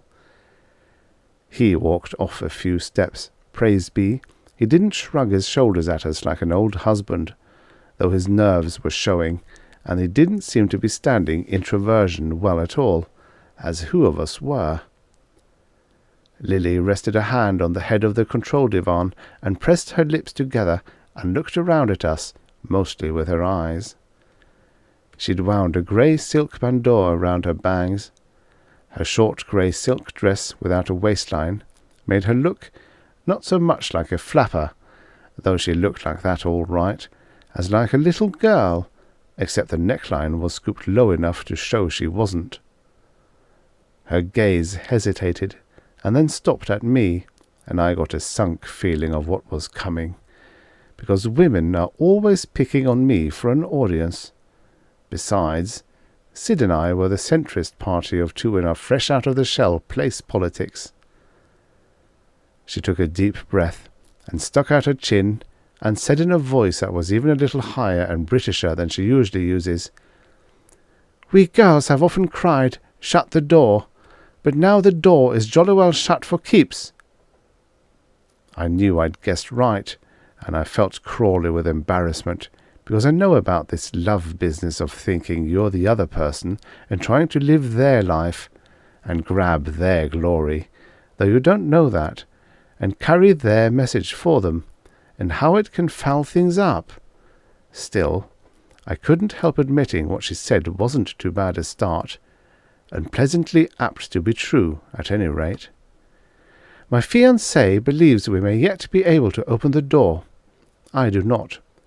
He thinks it's a bit premature to discuss the peculiar pickle in which we all find ourselves.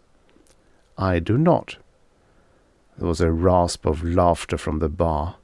The militarists were reacting. Eric stepped out, looking very happy. "So now we have to listen to women making speeches," he called. "What is this place, anyhow? Sidney Lessingham's Saturday evening sewing circle?" Beau and Sevensey, who'd stopped their pacing halfway between the bar and the control divan, turned toward Eric, and Sevensey looked a little burlier, a little more like half a horse, than satyrs in mythology look book illustrations. He stamped, medium hard, I'd say, and said, "Ah, go fly a kite." I'd found out he'd learned English from a demon who'd been a longshoreman with syndicalist-anarchist sympathies. Eric shut up for a moment, and stood there grinning, his hands on his hips. Lily nodded to the satyr, and cleared her throat, looking scared. But she didn't speak. I could see she was thinking and feeling something, and her face got ugly and haggard, as if she were in a change wind that hadn't reached me yet, and her mouth went to a snarl to fight tears, but some spurted out, and when she did speak, her voice was an octave lower, and it wasn't just London talking, but New York too. I don't know how resurrection felt to you people, because I'm new, and I loathe asking questions, but to me it was pure torture, and I wished only I'd had the courage to tell Suzaku, "I wish to remain a zombie, if you don't mind. I'd rather the nightmares." But I accepted resurrection because I've been taught to be polite, and because there is a demon in me I don't understand that always wishes to live, and I found that I still felt like a zombie, although I could flit about, and that I still had the nightmares, except they'd grown a deal vivider. I was a young girl again, 17, and I suppose every woman wishes to be 17, but I wasn't 17 inside my head. I was a woman who had died of Bright's disease in New York in 1929, and also, because a big change blew my lifeline into a new drift, a woman who had died of the same disease in Nazi-occupied London in 1955, but rather more slowly because, as you can fancy, the liquor was in far shorter supply. I had to live with both those sets of memories, and the changed world didn't blot them out any more than I'm told it does those of any demon, and it didn't even push them into the background as I hoped it would. When some changed fellow would say to me, "Hello, beautiful, how about a smile?" or "That's a posh frock, kiddo," I'd be back at Bellevue looking down at my swollen figure and the light getting like spokes of ice, or in that dreadful gin-steeped Stepney bedroom with Phyllis coughing herself to death beside me, or at best, for a moment, a little girl in Glamorgan looking at the Roman road and wondering about the wonderful life that lay ahead. I looked at Eric, remembering he had a long nasty future back in the cosmos himself, and at any rate he wasn't smiling, and I thought maybe he's getting a little humility, knowing someone else has 2 of those futures, but I doubted it. "Because, you see," Lily kept forcing it out, "all my 3 lives I'd been a girl who fell in love with a great young poet she'd never met, the voice of the new youth and all youth, and she'd told her first big lie to get in the Red Cross and across to France to be nearer him, and it was all danger and dark magics and a knight in armour, and she pictured how she'd find him wounded, but not seriously, with a little bandage around his head, and she'd light a fag for him and smile lightly, never letting him guess what she felt, but only being her best self and watching to see if that made something happen to him. And then the Boche machine guns cut him down at Passchendaele, and there wouldn't ever have been bandages big enough, and the girl stayed 17 inside and messed about and tried to be wicked, though she wasn't very good at that, and to drink, and she had a bit more talent there, though drinking yourself to death is not nearly as easy as it sounds, even with a kidney weakness to help. But she turned the trick. Then a cock crows. She wakes with a tearing start from the grey dreams of death that fill her lifeline. It's cold daybreak. There's the smell of a French farm. She feels her ankles, and they're not at all like huge rubber boots filled with water. They're not swollen the least bit. They're young legs. There's a little window, and the tops of a row of trees that may be poplars when there's more light, and what there is shows cots like her own, and heads under blankets, and hanging uniforms that make large shadows, and a girl is snoring. There's a very distant rumble, and it moves the window a bit. Then she remembers they're Red Cross girls many, many kilometres from Passchendaele, and that Bruce Marchant is going to die at dawn today. In a few more minutes, he's going over the top where there's a crop-headed machine gunner in field grey already looking down the sights and swinging the gun a bit. And she isn't going to die today. She's going to die in 1929 and 1955. And just as he's going mad, there's a creaking, and out of the shadows tiptoes a Jap with a woman's hairdo and the whitest face and the blackest eyebrows. He's wearing a rose robe and a black sash, which belts to his sides 2 samurai swords, but in his right hand he has a strange silver pistol. And she smiles at her as if they were brother and sister and lovers at the same time, and he says, "Voulez-vous vivre, mademoiselle?" And she stares, and he bobs his head and says, "Missy wish live, yes, no?" Sid's paw closed quietly around my shaking hands. It always gets me to hear about anyone's resurrection, and although mine was crazier, it also had the Krauts in it. I hoped she wouldn't go through the rest of the formula, and she didn't. 5 minutes later, he's gone down and stairs more like a ladder to wait below, and she's dressing in a rush. Her clothes resist a little, as if they were lightly gummed to the hook and the stained wall, and she hates to touch them. It's getting lighter, and her cot looks as if someone was still sleeping there, although it's empty, and she couldn't bring herself to put a hand on the place if her new life depended on it. She climbs down, and her long skirt doesn't bother her because she knows how to swing it. Suzaku conducts her past a sentry who doesn't see them, and a puffy-faced farmer in a smock coughing and spitting the night out of his throat. They cross the farmyard, and it's filled with rose light, and she sees the sun is up, and she knows that Bruce Marchant has just bled to death. There's an empty open touring car chugging loudly, waiting for someone. It has huge muddy wheels with wooden spokes and a brass radiator that says Simplex. But Suzaku leads her past it to a dunghill and bows apologetically, and she steps through a door. I heard Eric say to the others at the bar, "How touching! Now shall I tell everyone about my operation?" But he didn't get much of a laugh. That's how Lillian Foster came into the change world with its steel-engraved nightmares and its deadly pace and deadlier lassitudes. I was more alive than I ever have been before, but it was the kind of life a corpse might get from unending electrical shocks, and I couldn't summon any purpose or hope, and Bruce Marchant seemed farther away than ever. Then, not 6 hours ago, a soldier in a black uniform came through the door, and I thought, it can't be. But it does look like his photographs.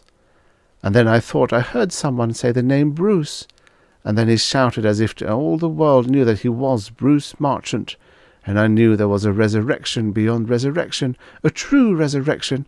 Oh, Bruce!" She looked at him, and he was crying and smiling, and all the young beauty flooded back into her face, and I thought, it has to be change winds, but it can't be. Face it without slobbering, Greta. There's something that works bigger miracles than change. And she went on. And then the change winds died when the snakes vaporized the maintainer, or the ghost girls introverted it, and all three of them vanished so swiftly and silently that even Bruce didn't notice. Those are the best explanations I can summon, and I fancy one of them is true.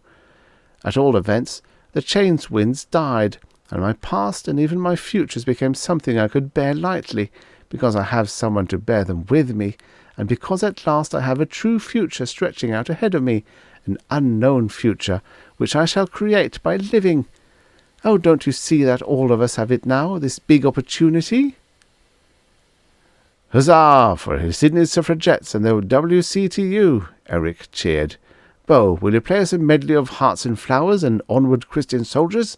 I'm deeply moved, Lily. Where do the rest of us queue up for the great love affair of the century?"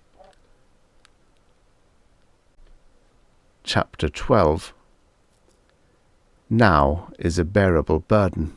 What buckles the back is the added weight of the past mistakes and the future's fears. I had to learn to close the front door to tomorrow and the back door to yesterday, and settle down to here and now. Anonymous. A big opportunity. Nobody laughed at Eric's screwball sarcasms, and still I thought, yes, Paris is hysterical little grey-head, but he's half right. Lily's got the big thing now, and she wants to serve it up to the rest of us on a platter. Only love doesn't cook and cut that way. Those weren't bad ideas she had about the maintainer, though, especially the one about the ghost girls doing the introverting. It would explain why there couldn't be introversion drill, the manual stuff about blue flashes being window dressing, and something disappearing without movement or transition is the sort of thing that might not catch the attention. And I guess they gave the others something to think about too, for there wasn't any follow-up to Eric's frantic sniping. But I honestly didn't see where there was this big opportunity being stuck away in a grey sack in the void, and I began to wonder, and I got the strangest feeling, and I said to myself, "Hang on to your hat, Greta. It's hope." "The dreadful thing about being a demon is that you have all the time to range through," Lily was saying with a smile. "You can never shut the back door to yesterday or the front door to tomorrow and simply live in the present. But now that's been done for us. The door is shut. We need never again rehash the past or the future. The spiders and snakes can never find us, for who ever heard of a place that was truly lost being rescued? And as those in the know have told me, introversion is the end as far as those outside are concerned. So we're safe from the spiders and snakes. We need never be slaves or enemies again. We have a place in which to live our new lives, the place prepared for us from the beginning." She paused. "Surely you understand what I mean? Sydney and Beauregard and Dr. Pieshkov are the ones who explained it to me. The place is a balanced aquarium, just like the cosmos. No one knows how many ages of big time it has been in use without a bit of new material being brought in. Only luxuries and people, and not a bit of waste cast off. No one knows how many more ages it may not sustain live. I've never heard of minor maintainers wearing out. We have all the future, all the security anyone can hope for. We have a place to live together." You know, she was dead right, and I realized that all the time I'd had the conviction in the back of my mind that we were going to suffocate or something if we didn't get a door open pretty quick. I should have known differently, if anybody should, because I'd once been in the place without a door for as long as 100 sleeps during a foxhole stretch of the Change War, and we'd had to start cycling our food, and it had been okay. And then, because it is also the way my mind works, I started to picture in a flash the consequences of our living together all by ourselves, like Lily said. I began to pair people off. I couldn't help it. Let's see. 4 women, 6 men, 2 ETs. Greta, I said, you're going to be Miss Polyandry for sure. We'll have a daily newspaper and folk dancing classes. We'll shut the bar except evenings. Bruce will keep a rhymed history for the place. I even thought, though I knew this part was strictly silly, about schools and children. I wondered what Siddy's would look like, or my little commandant's. Don't go near the void, dears. Of course, that would be specially hard on the 2 ETs, but 7C at least wasn't so different, and the genetics boys had made some wonderful advances, and Maud ought to know about them, and there were some amazing gadgets in surgery when Doc sobered up. The patter of little hoofs. My fiancé spoke to you about carrying a peace message to the rest of the cosmos, Lily added, and bringing an end to the big change, and healing all the wounds that had been made in the little time. I looked at Bruce. His face was set and strained, as will happen to the best of them when a girl starts talking about her man's business. And I don't know why, but I said to myself, she's crucifying him. She's nailing him to his purpose as a woman will, even when there's not much point to it, as now. And Lily went on. It was a wonderful thought, but now we cannot carry or send any message, and I believe it is too late in any event for a peace message to do any good. The cosmos is too ravelled by change, too far gone. It will dissolve, fade, leave not a wreck behind. We're the survivors. The torch of existence has been put in our hands.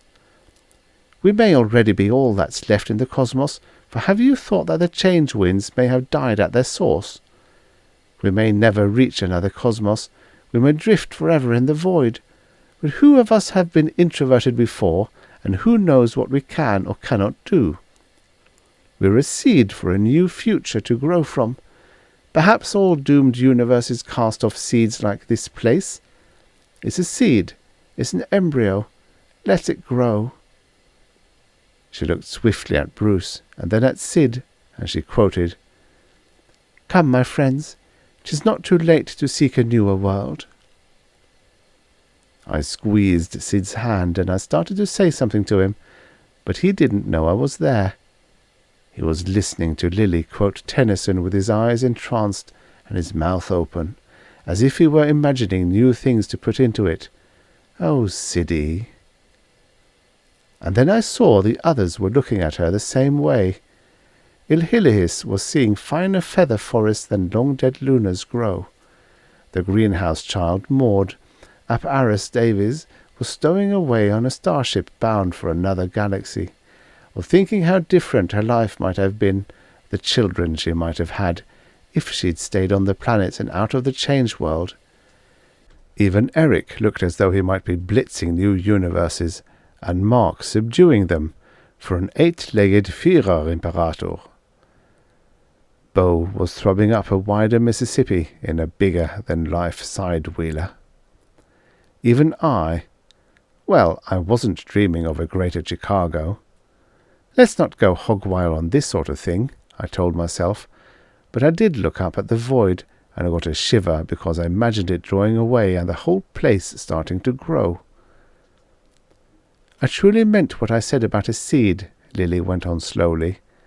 I know, as you all do, that there are no children in the change world, that there cannot be, that we all become instantly sterile, that what they call a curse is lifted from us girls, and we are no longer in bondage to the moon. She was right, all right. If there's one thing that's been proved 1,000,000 times in the change world, it's that. But we are no longer in the change world, Lily said softly, and its limitations should no longer apply to us, including that one. I feel deeply certain of it, but—" she looked around slowly. "We are 4 women here, and I thought one of us might have a surer indication." My eyes followed hers around like anybody's would. In fact, everybody was looking around except Maud, and she had the silliest look of surprise on her face, and it stayed there. And then, very carefully, she got down from the bar stool with her knitting. She looked at the half-finished pink bra with a long white needle stuck in it, and her eyes bugged bigger yet, as if she was expecting it to turn into a baby sweater right then and there. Then she walked across the place to Lily and stood beside her. While she was walking, the look of surprise changed to a quiet smile. The only other thing she did was throw her shoulders back a little. I was jealous of her for a second, but it was a double miracle for her, considering her age, and I couldn't grudge her that. And to tell the truth, I was a little frightened too. Even with Dave, I'd been bothered about this business of having babies. Yet I stood up with Siddy. I couldn't stop myself, and I guess he couldn't either, and hand in hand we walked to the control divan. Beau and Sevensey were there, and Bruce, of course, and then, so help me, those soldiers to the death, Cabby and Mark, started over from the bar, and I couldn't see anything in their eyes about the greater glory of Crete and Rome, but something, I think, about each other. And after a moment Illy slowly detached himself from the piano and followed, lightly trailing his tentacles on the floor. I couldn't exactly see him hoping for little Illys in this company, unless it was true that the jokes said about Lunans, but maybe he was being really disinterested, and maybe he wasn't. Maybe he was simply figuring that Illy ought to be on the side with the biggest battalions. I heard dragging footsteps behind us, and here came Doc from the gallery, carrying in his folded arms an abstract sculpture as big as a newborn baby. It was an agglomeration of perfect shiny grey spheres the size of golf balls, shaping up to something like a large brain, but with holes showing through here and there. He held it out to us like an infant to be admired, and worked his lips and tongue as if he were trying very hard to say something, though not a word came out that you could understand. And I thought, Maxi Alexeyevich may be speechless drunk and have all sorts of holes in his head, but he's got the right instinct, bless his soulful little Russian heart. We were all crowded around the control divan like a football team huddling. The Peace Packers, it came to me. Sevensey would be full-back or centre, and Illy left end. What a receiver! The right number, too. Eric was alone at the bar, but now even he— "Oh no, this can't be," I thought. Even he came toward us. Then I saw that his face was working the worst ever. He stopped halfway and managed to force a smile, but it was the worst too. That's my little commandant, I thought. No team spirit. So now Lily and Bruce, yes, and Großmutterchen Maud, have their little nest, he said, and he wouldn't have had to push his voice very hard to get a screech. But what are the rest of us supposed to be? Cowbirds? He crooked his neck and flapped his hands and croaked, "Cuckoo! Cuckoo!" And I said to myself, I often thought you were crazy, boy, but now I know. Teufelsdreck! Yes, devil's dirt. But you all seem to be infected with this dream of children. Can't you see that the changed world is a natural and proper end of evolution? A period of enjoyment and measuring, an ultimate working out of things, which women call destruction. Help, I'm being raped. Oh, what are they doing to my children?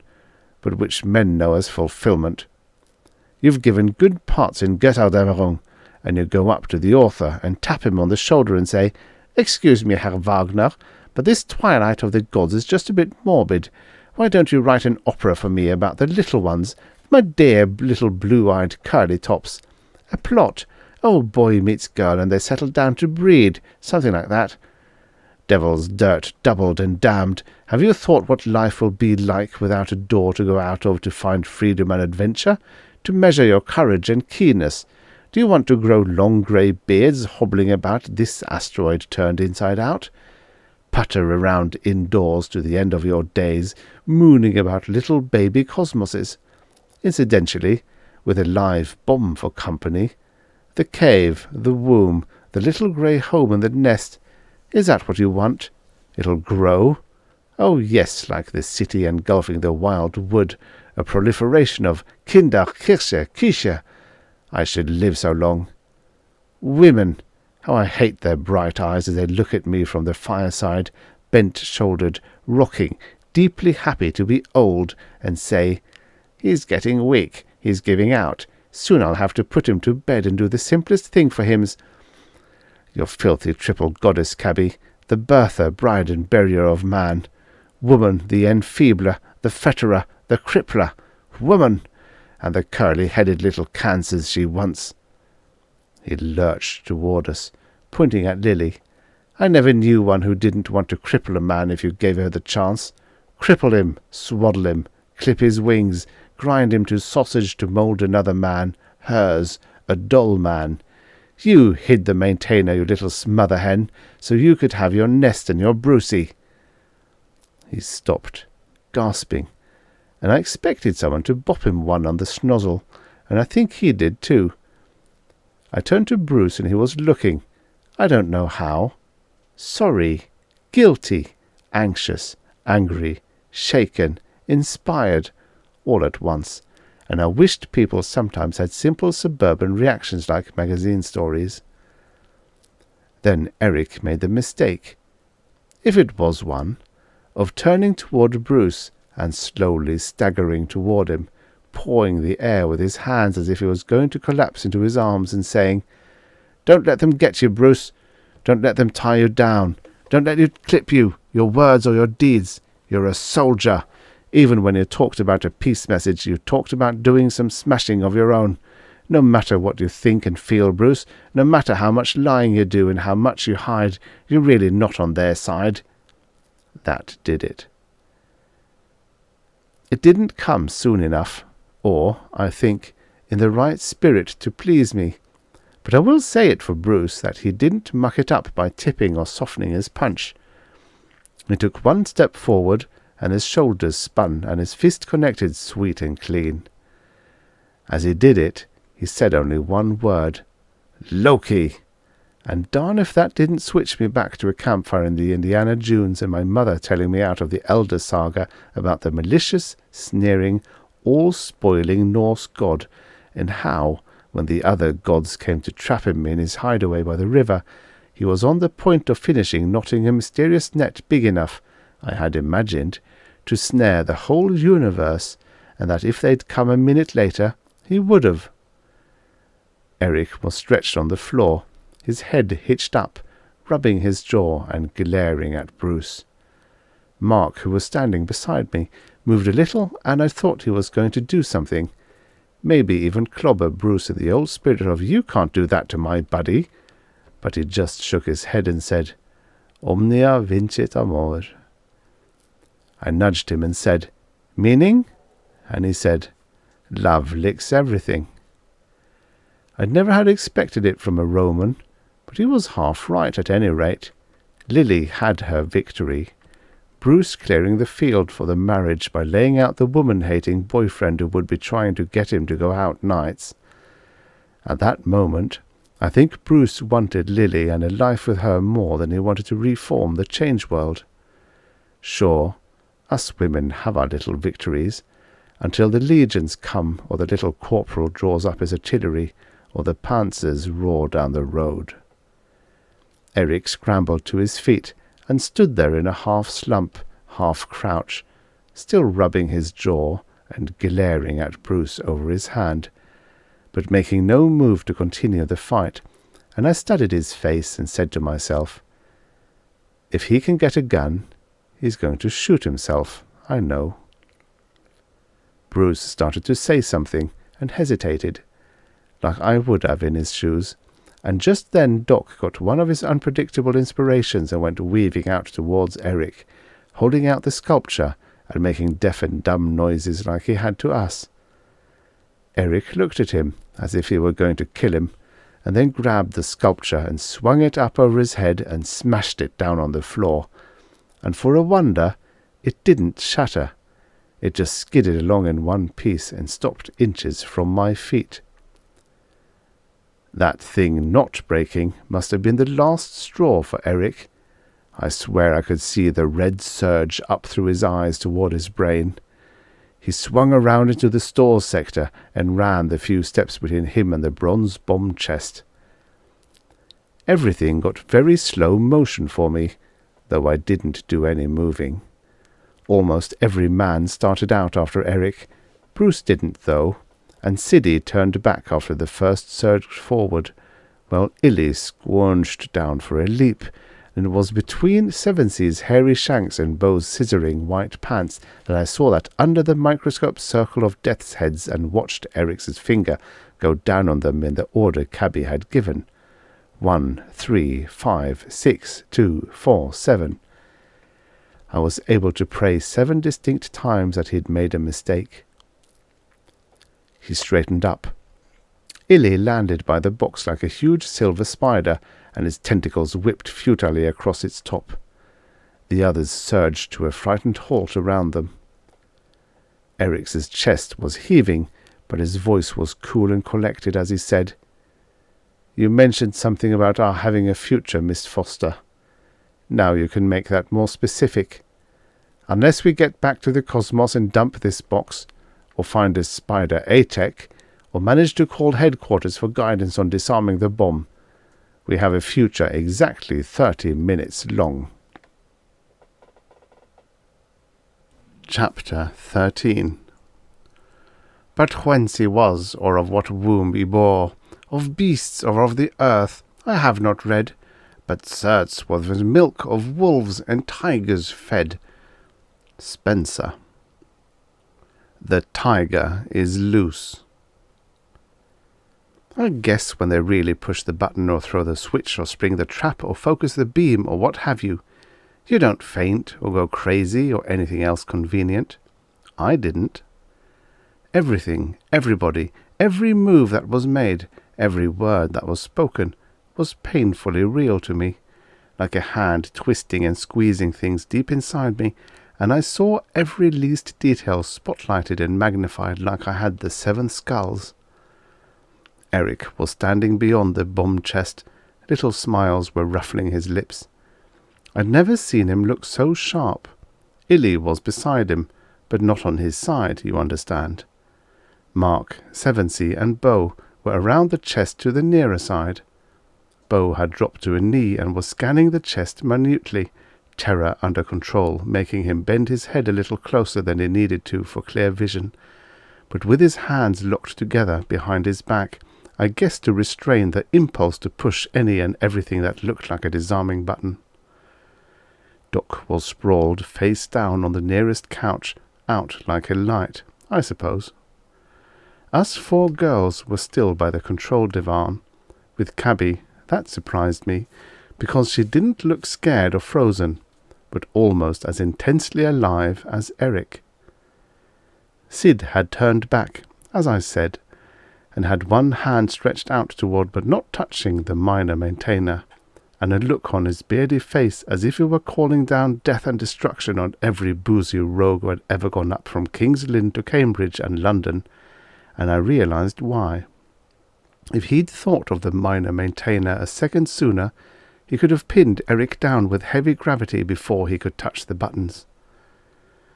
Bruce was resting one hand on the head of the control divan and was looking toward the group around the chest, toward Eric, I think, as if Eric had done something rather wonderful for him, though I can't imagine myself being tickled at being included in anybody's suicide surprise party.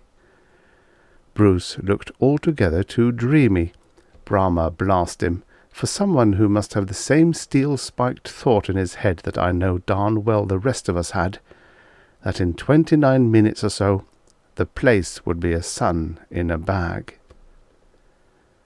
Eric was the first to get down to business, as I'd have laid any odds he would be. He had the jump on us, and he wasn't going to lose it. "Well, when are you going to start getting Lily to tell us where she hid the maintainer? It has to be her. She was too certain it was gone forever when she talked. and Bruce must have seen from the bar who took the maintainer, and who would it cover up for but his girl? There he was plagiarizing my ideas, but I guess I was willing to sign them over to him in full if he got us the right pail of water for that time bomb. He glanced at his wrist. According to my caller, you have 29.5 minutes, including the time it will take to get a door or contact headquarters. When are you going to get busy on the girl? Bruce laughed a little, deprecatingly, so help me, and started toward him. Look here, old man, he said. There's no need to trouble Lily, or to fuss with headquarters, even if you could. Really, not at all. Not to mention that your surmises are quite unfounded, old chap, and I'm a bit surprised at your advancing them. But that's quite all right, because, as it happens, I'm an atomics technician, and I even worked on that very bomb. To disarm it, you just have to fiddle a bit with some of the anks, those hoopy little crosses. Here, let me. Allah la la. But it must have struck everybody, as it did me, as being just too incredible an assertion, too bloody British a bare-faced bluff, for Eric didn't have to say a word. Mark and Sevensey grabbed Bruce by the arms, one on each side, as he stooped toward the bronze chest, and they weren't gentle about it. Then Eric spoke. "Oh no, Bruce, very sporting of you to try to cover up for your girlfriend, but we aren't going to let ourselves be blown to stripped atoms 28 minutes too soon while you monkey with the buttons, the very thing Benson Carter warned against, and pray for a guesswork miracle. It's too thin, Bruce, when you come from 1917 and haven't been on the big time for 100 sleeps and were calling for an ATEC yourself a few hours ago. Much too thin, Bruce. Something is going to happen that I'm afraid you won't like, but you're going to have to put up with it. That is, unless Miss Foster decides to be cooperative." "I say, you fellows, let me go," Bruce demanded, struggling experimentally. "I know it's a bit thick to swallow, and I did give you the wrong impression calling for an ATEC, but I just wanted to capture your attention then. I didn't want to have to work on the bomb. Really, Eric, would they have ordered Benson Carter to pick us up unless one of us were an ATEC? They'd be sure to include one in the Bolly operation." "When they're using patchwork tactics?" Eric grinningly quoted back at him. Cabby spoke up beside me and said, "Benson Carter was a magician of matter, and he was going on the operation disguised as an old woman. We have the cloak and hood with the other garments." And I wondered how this cold fish of a she-officer could be the same girl who was giving Mark slurpy looks not 10 minutes ago. "Well?" Eric asked, glancing at his caller, and then swinging his eyes around at us as if there must be some of the old Wehrmacht iron somewhere. We all found ourselves looking at Lily, and she was looking so sharp herself, so ready to jump, and so at bay, that it was all I needed, at any rate, to make Eric's theory about the maintainer a rock-bottom certainty. Bruce must have realized the way our minds were working, for he started to struggle in earnest, and at the same time called, "For God's sake, don't do anything to Lily. Let me loose, you idiots. Everything's true, I told you. I can save you from that bomb. Sevensey, you took my side against the spiders. You've nothing to lose. Sid, you're an Englishman. Bo, you're a gentleman, and you love her too. For God's sake, stop them." Bo glanced up over his shoulder at Bruce and the others surging around close to his ankles, and he had on his poker face. Sid, I could tell, was once more going through the purgatory of decision. Bo reached his own decision first, and I'll say it for him that he acted on it fast and intelligently. Right from his kneeling position, and before he'd even turned his head quite back, he jumped Eric. But other things in this cosmos beside man can pick sides and act fast. Illy landed on Bo midway and whipped his tentacles around him tight, and they went wobbling around like a drunken white and silver barber pole. Bo got his hands each around a tentacle, and at the same time his face began to get purple, and I winced at what they were both going through. Maybe Sevensey had a hoof in Sid's purgatory, because Bruce shook loose from the satyr and tried to knock out Mark, but the Roman twisted his arm and kept him from getting in a good punch. Eric didn't make a move to mix into either fight, which is my little commandant all over. Using his fists on anybody but me is beneath him. Then Sid made his choice. There was no way for me to tell what it was, for, as he reached for the minor maintainer, Cabby contemptuously snatched it away from his hands and gave him a knee in the belly that doubled me up in sympathy, and sent him sprawling on his knees towards the fighters. On the return, Cabby gave Lily, who had started to grab too, an effortless backhand smash that set her down on the divan. Eric's face lit up like an electric sign, and he kept his eyes fixed on Cabby. She crouched a little, carrying her weight on the balls of her feet and firmly cradling the mindless maintainer in her left arm, like a basketball captain planning an offensive. Then she waved her free hand decisively onto her right. I didn't get it, but Eric did, and Mark too, for Eric jumped for the refresher sector, and Mark let go of Bruce and followed him, ducking around Sevensee's arms, who was coming back into the fight, on which side I don't know. Illy unwhipped from bow and copied Eric and Mark with one big spring.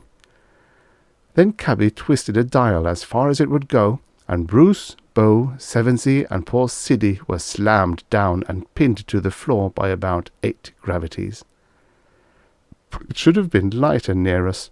I hoped it was, but you couldn't tell from watching Siddy.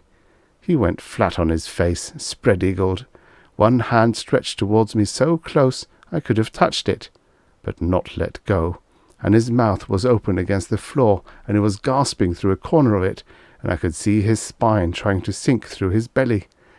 Bruce just managed to get his head and one shoulder up a bit, and they all made me think of a Dore illustration of the Inferno, where the cream of the damned are frozen up to their necks in ice in the innermost circle of hell. The gravity didn't catch me, although I could feel it in my left arm. I was mostly in the refresher sector, but I dropped down flat too, partly out of a crazy compassion I have, but mostly because I didn't want to take a chance of having Cabby knock me down. Eric, Mark, and Illy had got clear, and they headed toward us. Maud picked the moment to make her play. She hadn't much choice of times if she wanted to make one. The old girl was looking at it for once, but I guess the thought of her miracle must have survived alongside the fear of sacked sun, and must have meant a lot to her, for she launched out fast, all set to straight-arm Cabby into the heavy gravity and grab the minor maintainer with the other hand. Chapter 14. Like diamonds, we are cut with our own dust. Webster. Now will you talk? Cretins have eyes under their back hair. Or let's face it, entertainers aren't soldiers. Cabby weaved to one side and flicked a helpful hand, and poor old Maud went where she'd been going to send Cabby. It sickened me to see the gravity take hold and yank her down. I could have jumped up and made it 4 in a row for Cabby, but I'm not a bit brave when things like my life are at stake. Lily was starting to get up, acting a little dazed. Cabby gently pushed her down again and quietly said, "Where is it?" and then hauled off and slapped her across the face. What got me was the matter-of-fact way Cabby did it. I can understand somebody getting mad and socking someone, or even deliberately walking up a rage so as to be able to do something nasty, but this cold-blooded way turns my stomach. Lily looked as if half her face were about to start bleeding, but she didn't look dazed any more, and her jaw set. Cabby grabbed Lily's pearl necklace and twisted it around her neck, and it broke, and the pearls went bouncing around like ping-pong balls, so Cabby yanked down Lily's grey silk bandeau until it was around the neck and tightened that. Lily started to choke through her tight-pressed lips. Eric, Mark, and Illy had come up and crowded around, but they seemed to be content with the job Cabby was doing. "Listen, slut," she said. "We have no time. You have a healing room in this place. I can work the things." Here it comes, I thought, wishing I could faint. On top of everything, on top of death even, They had to drag in the nightmare personally stylized for me, the horror with my name on it. I wasn't going to be allowed to blow up peacefully. They weren't satisfied with an A-bomb. They had to write my private hell into the script. There is a thing called an inverter, Cabby said exactly as I'd known she would, but as I didn't really hear it just then, a mental split I'll explain in a moment. It opens you up so they can cure your insides without cutting your skin or making you bleed anywhere. It turns the big parts of you inside out, but not the blood tubes. All your skin, your eyes, ears, nose, toes, all of it, becoming the lining of a little hole that's half filled with your hair. Meantime, your insides are exposed for whatever the healer wants to do to them. You live for a while on the air inside the hole. First, the healer gives you an air that makes you sleep, or you go mad in about 50 heartbeats. We'll see what 10 heartbeats do to you without the sleepy air. Now will you talk? I hadn't been listening to her, though not the real me, or I'd have gone mad without getting the treatment. I once heard Doc say your liver is more mysterious and farther away from you than the stars, because although you live with your liver all your life, you never see it or learn to point to it instinctively, and the thought of someone messing around with that intimate yet unknown part of you is just too awful. I knew I had to do something quick. Hell, at the first hint of introversion, before Cabby had even named it, Illy had winced that his tentacles were all drawn up like fat feather sausages. Eric had looked at him questioningly, but that lousy loony had unendeared himself to me by squeaking, "Don't mind me, I'm just sensitive. Get on with the girl, make her tell." Yes, I knew I had to do something, and here on the floor that meant thinking hard and in high gear about something else. The screwball sculpture Eric had tried to smash was a foot from my nose, and I saw a faint trail of white stuff where it had skidded. I reached out and touched the trail. It was finely gritty, like powdered glass. I tipped up the sculpture, and the part of it which it had skidded wasn't marred at all, not even dulled. The grey spheres were as glisteningly bright as ever. So I knew the trail was diamond dust rubbed off the diamonds in the floor by something even harder. That told me the sculpture was something special, and maybe Doc had had a real idea in his pickled brain when he'd been pushing the thing at all of us and trying to tell us something. He hadn't managed to say anything then, but he had earlier when he'd been going to tell us what to do about the bomb, and maybe there was a connection. I twisted my memory hard and let it spring back, and I got inverse, bosh. Bosh indeed. Bosh and inverse bosh to all boozers, rusky or otherwise. So I quick tried the memory trick again, and this time I got gloves, and then I grasped and almost sneezed on diamond dust as I watched the pieces fit themselves together in my mind like a speeded-up movie reel. It all hung on that black right-hand hussar's glove Lily had produced for Bruce.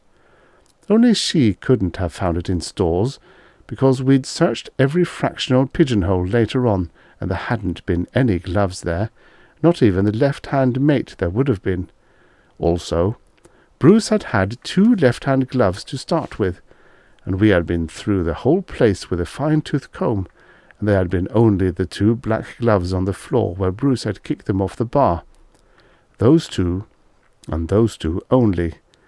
The left-hand glove he'd brought from outside, and the right-hand glove Lily had produced for him. So a left-hand glove had disappeared. The last I'd seen of it, Lily had been putting it on a tray, and a right-hand glove had appeared, which could only add up to one thing. Lily had turned the left-hand glove into an identical right. She couldn't have done it by turning it inside out the ordinary way, because the lining was different. But as I knew only too sickeningly well, there was an extraordinary way to turn things inside out, things like human beings. You merely had to put them in the inverter in surgery and flick the switch for full inversion. Or you could flick it for partial inversion and turn something into a perfect three-dimensional mirror image of itself, just what a right-hand glove is of a left. Rotation through the fourth dimension, the science boys call it. I've heard of it being used in surgery on the highly asymmetric Martians, and even to give a socially impeccable right hand to a man who'd lost one, by turning an amputated right arm into an amputated left. Ordinarily, nothing but live things are ever inverted in surgery, and you wouldn't think of doing it to an inanimate object, especially in a place where the docs are drunk and the surgery hasn't been used for hundreds of sleeps. But when you've just fallen in love, you think of wonderful, crazy things to do for people. Drunk with love, Lily had taken Bruce's extra left-hand glove into surgery, partially inverted it, and got a right-hand glove to give him. What Doc had been trying to say was his inverse bosh was invert the box, meaning we should put the bronze chest through full inversion to get at the bomb inside and disarm it. Doc, too, had got the idea from Lily's trick with the glove. What an inside-out tactical atomic bomb would look like, I could not imagine, and did not particularly care to see. I might have to, though, I realized. But the fast-motion film was still running in my head. Later on, Lily had decided, like I had, that her lover was going to lose out in his plea for mutiny unless she could give him a really captive audience. And maybe, even then, she had been figuring on creating the nest for Bruce's chicks and all those other things we'd believed in for a while.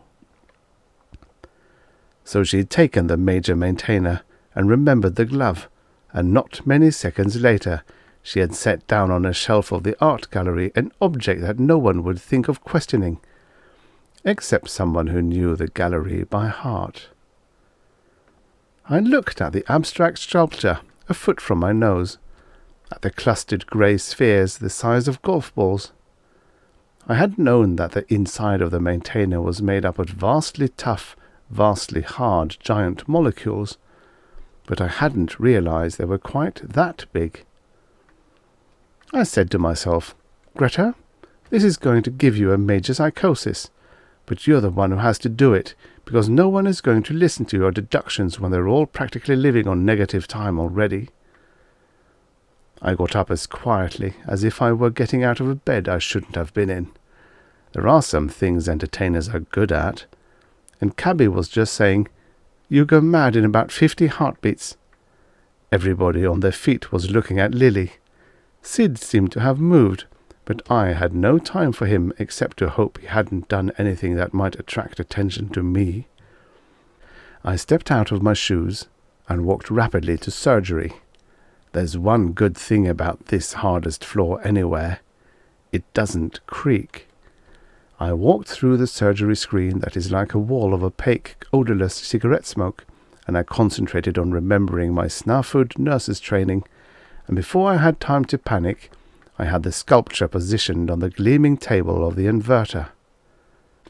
I froze for a moment when I reached for the inversion switch, thinking of the other time and trying to remember what it had been that bothered me so much about an inside-out brain being bigger and not having eyes. But then I either thumbed my nose at my nightmare or kissed my sanity goodbye, I don't know which, and twisted the switch all the way over, and there was the major maintainer winking blue about 3 times a second, as nice as you could want it. It must have been working as sweet and steady as ever, all the time it was inverted, except that, being inside out, it had hocused the direction finders. Chapter 15. Black-legged spiders with red hearts of hell. Marquis. Lord Spider. Jesu! I turned, and Sid's face was sticking through the screen like a tinted bas-relief hanging on a grey wall, and I got the impression he had peered unexpectedly through a slit in an arras into Queen Elizabeth's bedroom. He didn't have any time to linger on the sensation, even if he'd wanted to, for an elbow with a copper band thrust through the screen and dug his ribs, and cabby marched Lily in by the neck. Eric, Mark and Illy were right behind. They caught the blue flashes and stopped dead, staring at the long lost. Eric spared me one look which seemed to say, "So you did it, not that it matters." Then he stepped forward and picked it up and held it solidly to his left side in the double right angle made by fingers, forearm and chest, and reached for the introversion switch with a look on his face as if he were opening a fifth of whiskey. The blue light died, and change winds hit me like a stiff drink that had been a long, long time in coming, like a hot trumpet note out of nowhere.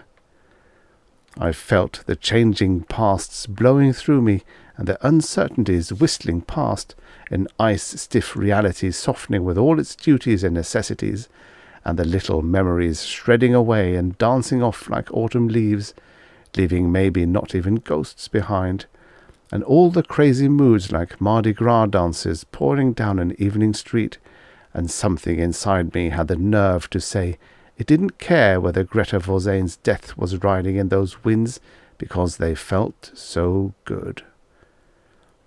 I could tell it was hitting the others the same way. Even battered, tight-lipped Lily seemed to be saying, "You're making me drink the stuff, and I hate you for it, but I do love it." I guess we'd all had the worry that even finding and extroverting the maintainer wouldn't put us back in touch with the cosmos and give us those winds we hate and love. The thing that cut through to us as we stood there glowing was not the thought of the bomb, though that would have come in a few seconds more, but Sid's voice. He was still standing in the screen, except that now his face was out the other side, and we could just see parts of his grey doubleted back. But, of course, his Jesu came through the screen as if it weren't there. At first I couldn't figure out who he could be talking to, but I swear I never heard his voice so courtly obsequious before, so strong and yet so filled with awe and an undernote of, yes, sheer terror. "Lord, I am filled from top to toe with confusion that you should so honour my poor place," he said. "Poor, say I, and mine, when I mean that I have ever busked it faithfully for you, not dreaming that you would ever condescend, yet knowing that your eye was certes ever upon me, though I am but as a poor pinch of dust adrift between the suns. I abase myself. Prithee, how may I serve thee, sir? I know not e'en how most suitably to address thee, Lord King Emperor Spider." I felt like I was getting very small, but not a bit less visible. Worse luck, and even with the change winds inside me to give me courage, I thought this was really too much, coming on top of everything else. It was simply unfair. At the same time, I realized it was to be expected that the big bosses would have been watching us with their unblinking, beady black eyes ever since we had introverted, waiting to pounce if we should ever come out of it.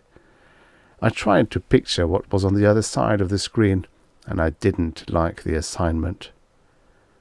But in spite of being petrified, I had a hard time not giggling, like the zany at graduation exercises, at the way the other ones in surgery were taking it. I mean the soldiers. They each stiffened up like they had the old ramrod inside them, and their faces got that important look, and they glanced at each other and the floor without lowering their heads, as if they were measuring the distance between their feet and mentally chalking alternate sets of footprints to step into. The way Eric and Cabby held the major and minor maintainers became formal. The way they checked their callers and nodded reassuringly was positively esoteric. Even Illy somehow managed to look as if he were on parade. Then from beyond the screen came what was, under the circumstances, the worst noise I've ever heard, a seemingly wordless, distant-sounding howling and wailing, with a note of menace that made me shake, although it also had a nasty familiarity about it I couldn't place. Sid's voice broke into it, loud, fast, and frightened. "Your pardon, Lord, I did not think. Certes, the gravity, I'll attend to it on the instant." He whipped a hand in half a head back through the screen, but without looking back, and snapped his fingers, and before I could blink, Cabby had put the minor maintainer in his hand. Sid went completely out of sight then, and the howling stopped, and I thought that if that was the way a Lord Spider expressed his annoyance at being subjected to incorrect gravity, I hoped the bosses wouldn't start any conversations with me. Eric pursed his lips and threw the other soldiers a nod, and the four of them marched through the screen as if they'd drilled a lifetime for this moment. I had the wild idea that Eric might give me his arm, but he strode past me as if I were an entertainer. I hesitated a moment then, but I had to see what was happening outside, even if I got eaten up for it. Besides, I had a bit of the thought that if these formalities went on much longer, even a Lord Spider was going to discover just how immune he was to confined atomic blast. I walked through the screen with Lily beside me. The soldiers had stopped a few feet in front of it. I looked around ahead for whatever it was going to turn out to be, prepared to drop a curtsy or whatever else, bar nothing, that seemed expected of me. I had a hard time spotting the beast. Some of the others seemed to be having trouble too.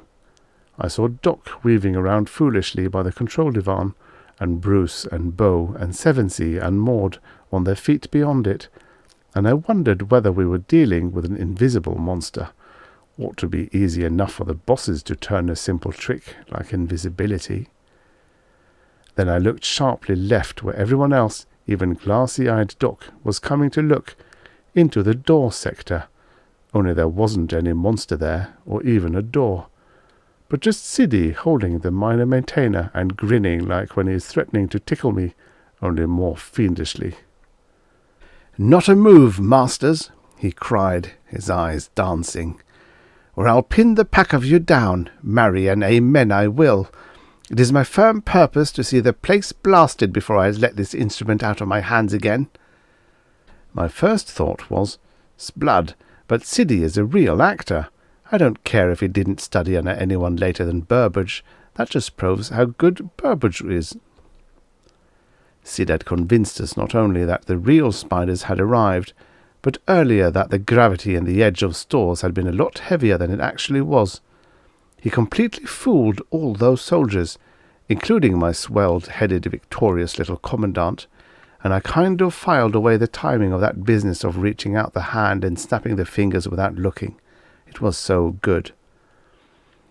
"Beauregard," Sid called, "get to the major maintainer and call headquarters, but don't come through door.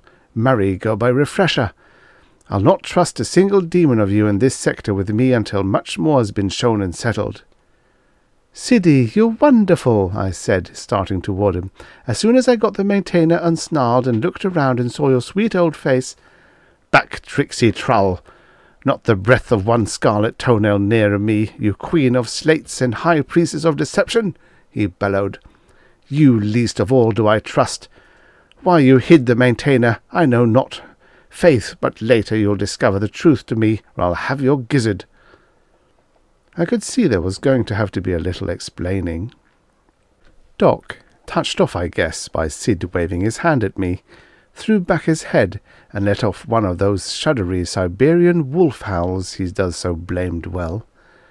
Sid waved toward him sharply, and he shut up, beaming toothily, but at least I knew who was responsible for the spider wail of displeasure that Sid had either called for or more likely got as a gift of the gods and used in his act. Bo came circling around fast, and Eric shoved the major maintainer into his hands without making any fuss. The four soldiers were looking pretty glum after losing their grand review. Bo dumped some junk off one of the art gallery's sturdy taburets and set the major maintainer on it carefully but fast, and quickly knelt in front of it and whipped on some earphones and started to tune. The way he did it snatched away from me my inward glory at my big inversion brainwave so fast I might never have had it, and there was nothing in my mind again but the bronze bomb chest. I wondered if I should suggest inverting the thing, but I said to myself, Greta, You got no diploma to show them, and there probably isn't time to try 2 things anyway. Then Eric for once did something I wanted him to, though I didn't care for its effect on my nerves, by looking at his caller and saying quietly, 9 minutes to go, if place-time and cosmic time are syncing. Bo was steady as a rock, and working adjustments so fine that I couldn't even see his fingers move. Then, at the other end of the place, Bruce took a few steps toward us. Sevensey and Maud followed a bit behind him. I remembered Bruce was another of our nuts with a private program for blowing up the place. "Sidney," he called, and then, when he'd got Sid's attention, "Remember, Sidney, you and I both came down to London from Peterhouse." I didn't get it. Then Bruce looked toward Eric with a devil-may-care challenge, and toward Lily as if he were asking her forgiveness for something. I couldn't read her expression. The bruises were blue on her throat, and her cheek was puffy. Then Bruce once more shot Eric in that look of challenge, and he spun and grabbed Sevensey by a wrist and struck out a foot. Even half horses aren't too sharp about infighting, I guess, and the satyr had every right to feel at least as confused as I felt, and sent him stumbling into Maud, and the 2 of them tumbled to the floor in a jumble of hairy legs and pearl-grey frock. Bruce raced to the bomb chest. Most of us yelled, "Stop him, Sid! Pin him down!" or something like that. I know I did, because I was suddenly sure that he'd been asking Lily's pardon for blowing the 2 of them up, and all the rest of us too, the love-blinded stinker. Sid had been watching him all the time, and now he'd lifted his hand to the minor maintainer, but then he didn't touch any of the dials, just watched and waited. And I thought, "Shaitans, shave us! Does Siddy want in on death too? Ain't he satisfied with all he knows about life?"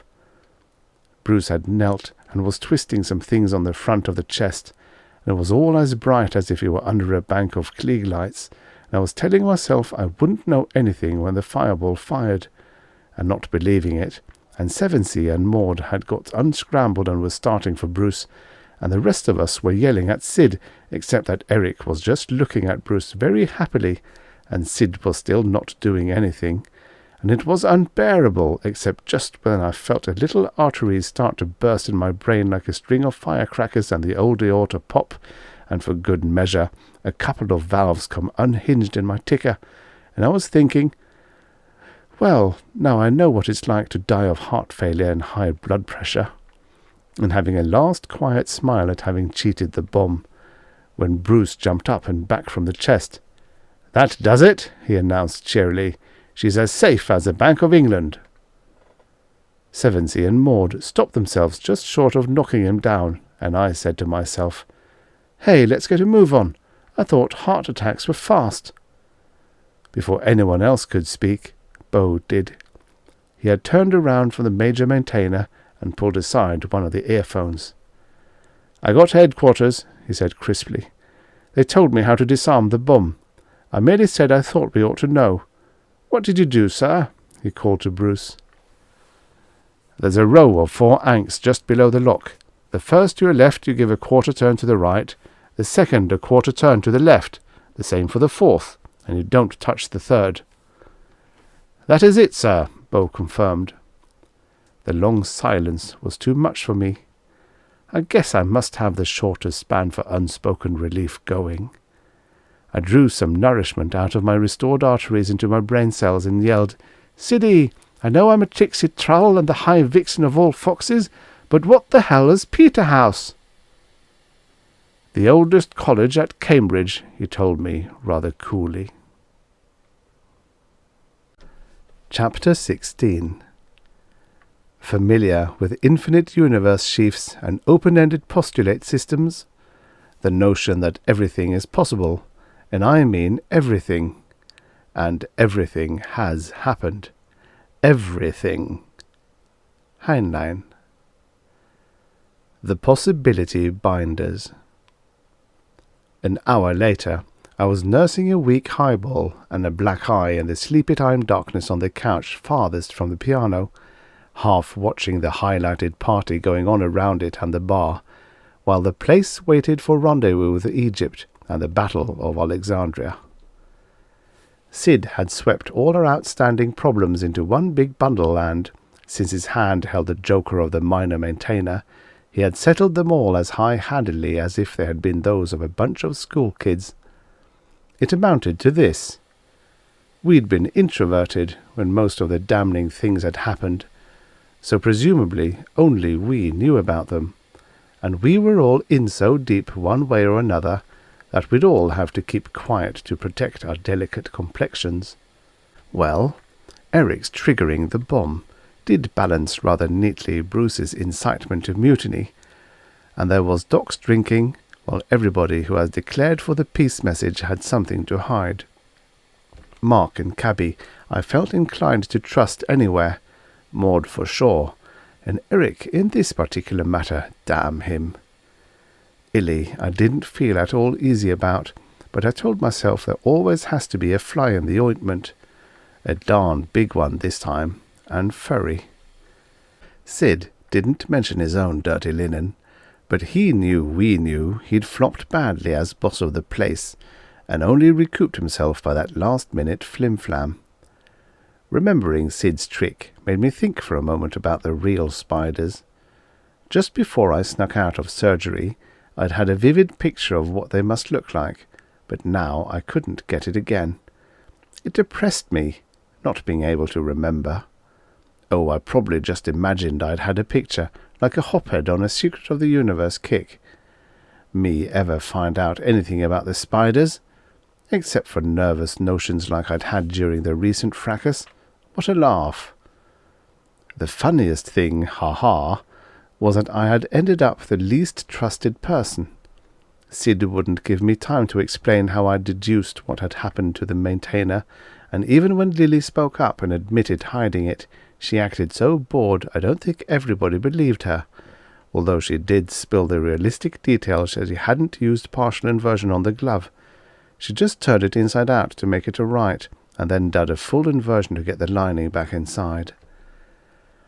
I tried to get Doc to confirm that he'd reasoned the thing out the same way I had, but he said he had been blacked out the whole time, except during the first part of the hunt, and he didn't remember having any bright ideas at all. Right now, he was having Maud explain to him twice, in detail, everything that had happened. I decided that it was going to take a little more work before my reputation as a great detective was established. I looked over the edge of the couch and just made out in the gloom one of Bruce's black gloves. It must have been kicked there. I fished it up. It was the right-hand one. My big clue, and I was sick of it. Got mittens, God forbid. I slung it away, and like a lurking octopus, Illy shot up a tentacle from the next couch, where I hadn't known he was resting, and snatched the glove like it was a morsel of underwater garbage. Those E.T. can seem pretty shuddery and non-human at times. I thought of what a cold-blooded, skin-saving louse Illy had been, and about Sid and his easy suspicions, and Eric and my black eye, and how, as usual, I'd got left alone in the end. My men. Bruce had explained about being an A-Tech. Like a lot of us, he'd had several widely different jobs during his first weeks in the Change World, and one of them had been as secretary to a group of the minor atomics boys from the Manhattan Project Earth satellite days. I gathered he'd also absorbed some of his bothersome ideas from them. I hadn't quite decided yet what species of heroic heel he belonged to, but he was thick with Mark and Eric again. Everybody's men. Sid didn't have to argue with anybody. All the wild compulsions and mighty resolves were dead now, anyway until they'd had a good long rest.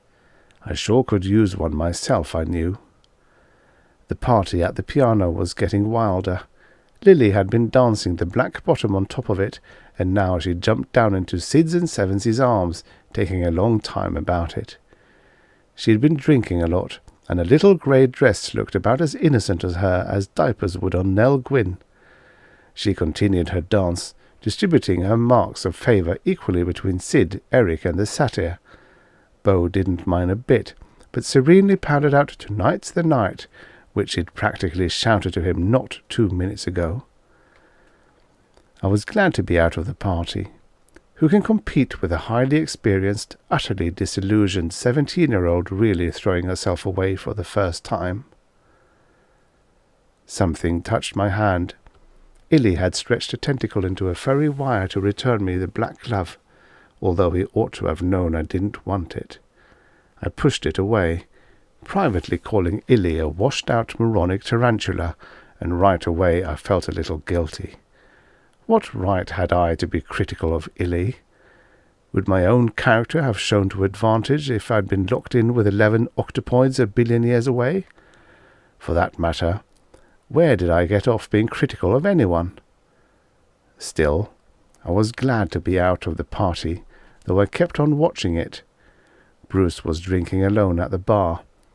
Once Sid had gone over to him, and they'd had one together, and I'd heard Bruce reciting from Rupert Brooke those deliberately corny lines, "For England's the one land, I know, where men with splendid hearts may go, and Cambridgeshire of all England, the shire for men who understand."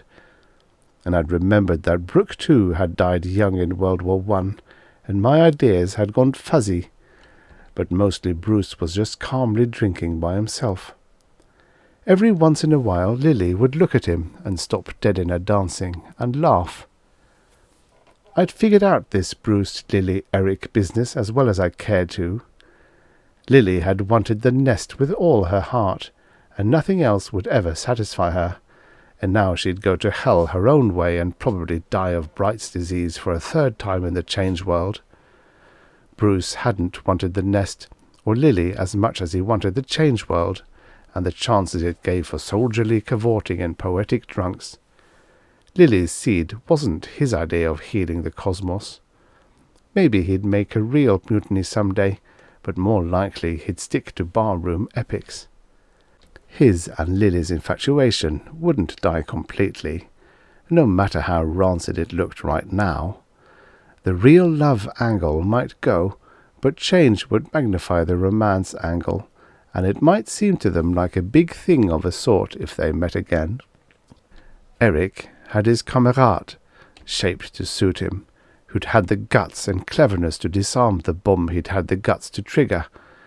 You'd have to hand it to Eric for having the nerve to put us all in a situation where he'd have to find the maintainer or Fry. But I don't know anything disgusting enough to hand to him. I had tried a while back. I had gone up behind him and said, "Hey, how's my wicked little commandant? Forgotten your und so weiter?" And as he turned, I clawed my nails and slammed him across the cheek. That's how I got the black eye. Maud wanted to put an electronic leech on it, but I took the old handkerchief in ice water. Well, at any rate, Eric had his scratches to match Bruce's, not as deep, but 4 of them, and I told myself maybe they'd get infected. I hadn't washed my hands since the hunt. Not that Eric doesn't love scars. Mark was the one who helped me up after Eric knocked me down. "You got any omnias for that?" I snapped at him. "For what?" Mark asked. "Oh, for everything that's been happening to us," I told him disgustedly. He seemed to actually think for a moment, and then he said, "Omnia mutantur, nihil interit." "Meaning?" I asked him. He said, "All things change, but nothing is really lost." It would be a wonderful philosophy to stand with against the change winds. Also damn silly. I wondered if Mark really believed it. I wished I could. Sometimes I come close to thinking it's a lot of baloney trying to be any decent kind of demon, even a good entertainer. Then I tell myself, that's life, Greta. You've got to love through it somehow. But there are times when some of these cookies are not too easy to love. Something brushed the palm of my hand again. It was Illy's tentacle, with the tendrils of the tip spread out like a little bush. I started to pull my hand away, but then I realized the loon was simply lonely.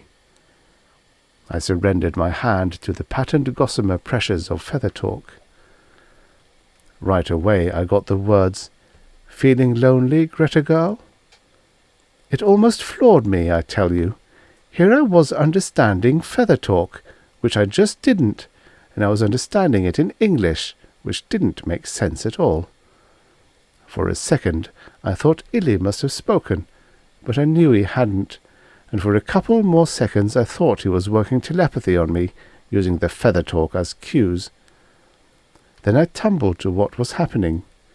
He was playing English on my palm like on the keyboard of a squeak box, and since I could play English on a squeak box myself, my mind translated automatically. Realizing this almost gave my mind stage fright, but I was too fagged to be hocussed by self-consciousness. I just lay back and let the thoughts come through. It's good to have someone talk to you, even an underweight octopus. And without the squeaks, Illy didn't sound so silly. His phrasing was soberer. "Feeling sad, Greta girl, because you'll never understand what's happening to us all?" Illy asked me. "Because you'll never be anything but a shadow fighting shadows, and trying to love shadows in between the battles? It's time you understood we're not really fighting a war at all, although it looks that way, but going through a kind of evolution, though not exactly the kind Eric had in mind. Your Terran thought has a word for it, and a theory for it, a theory that recurs on many worlds. It's about the 4 orders of life: plants, animals, men, and demons. Plants are energy binders. They can't move through space or time, but they can clutch energy and transform it. Animals are space binders. They can move through space. Man, Terran or ET, Lunan or non-Lunan, is a time binder. He has memory. Demons are the 4th order of evolution, possibility binders. They can make all of what might be part of what is, and that is their evolutionary function. Resurrection is like the metamorphosis of a caterpillar into a butterfly. A 3rd order being breaks out of the chrysalis of its lifeline into 4th order life. The leap from the ripped cocoon of an unchanging reality is like the first animal's leap when he ceases to be a plant, and the change world is the core of meaning behind the many myths of immortality.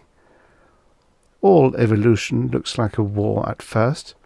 Octopoids against monopoids, mammals against reptiles, and it has a necessary dialectic. There must be the thesis, we call it snake, and the antithesis, spider, before there can be the ultimate synthesis, when all possibilities are fully realized in one ultimate universe. The change war isn't the blind destruction it seems. Remember that the serpent is your symbol of wisdom and the spider your sign for patience. The 2 names are rightly frightening to you, for all high existence is a mixture of horror and delight.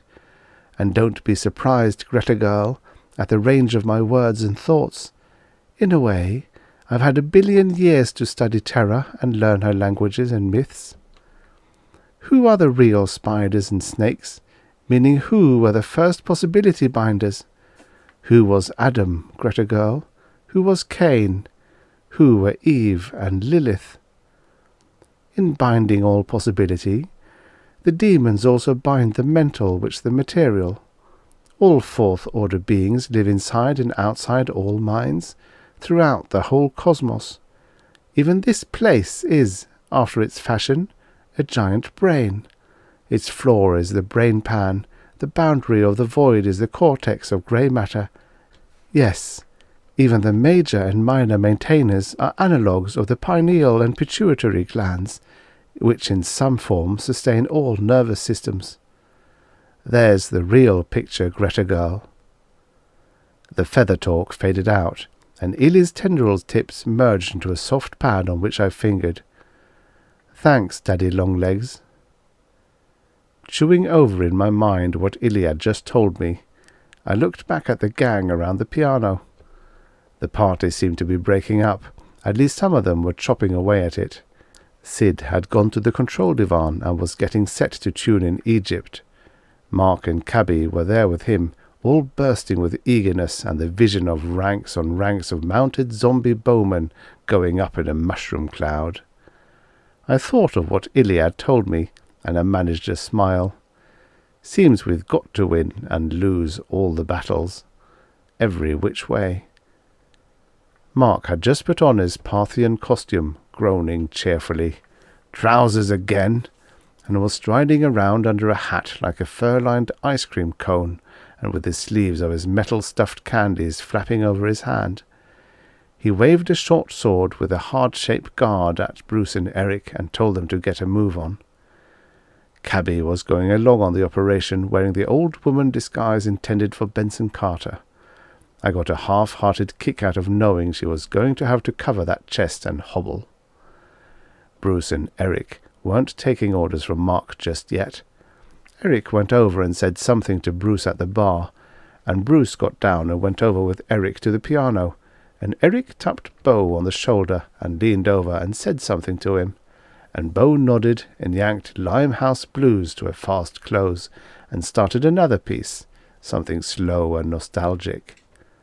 Eric and Bruce waved to Mark and smiled, as if to show him that whether he came over and stood with them or not, the legate and the lieutenant and the commandant were very much together. And while Sevensey hugged Lily with a simple enthusiasm that made me wonder why I'd wasted so much imagination on genetic treatments for him, Eric and Bruce sang. To the legion of the lost ones, to the cohort of the damned, to our brothers in the tunnels outside time, sing 3 change-resistant zombies, raised from death and robot-crammed, and commandos of the spiders, here's to crime. With 3 blind mice on the wrong time track, hush, hush, hush. We've lost our now and will never get back, hush, hush, hush. Change commandos out on the spree, damned through all possibility. Ghost girls, think kindly on such as we, hush, hush, hush. While they were singing, I looked down at my charcoal skirt and over at Maud and Lily, and I thought, 3 grey hustlers for 3 black hussars, that's our speed. Well, I'd never thought of myself as a high-speed job, winning all the races. I wouldn't feel comfortable that way. Come to think of it, we've got to lose and win all the races in the long run, the way the course is laid out. I fingered to Illy. That's the picture. All right, Spider Boy.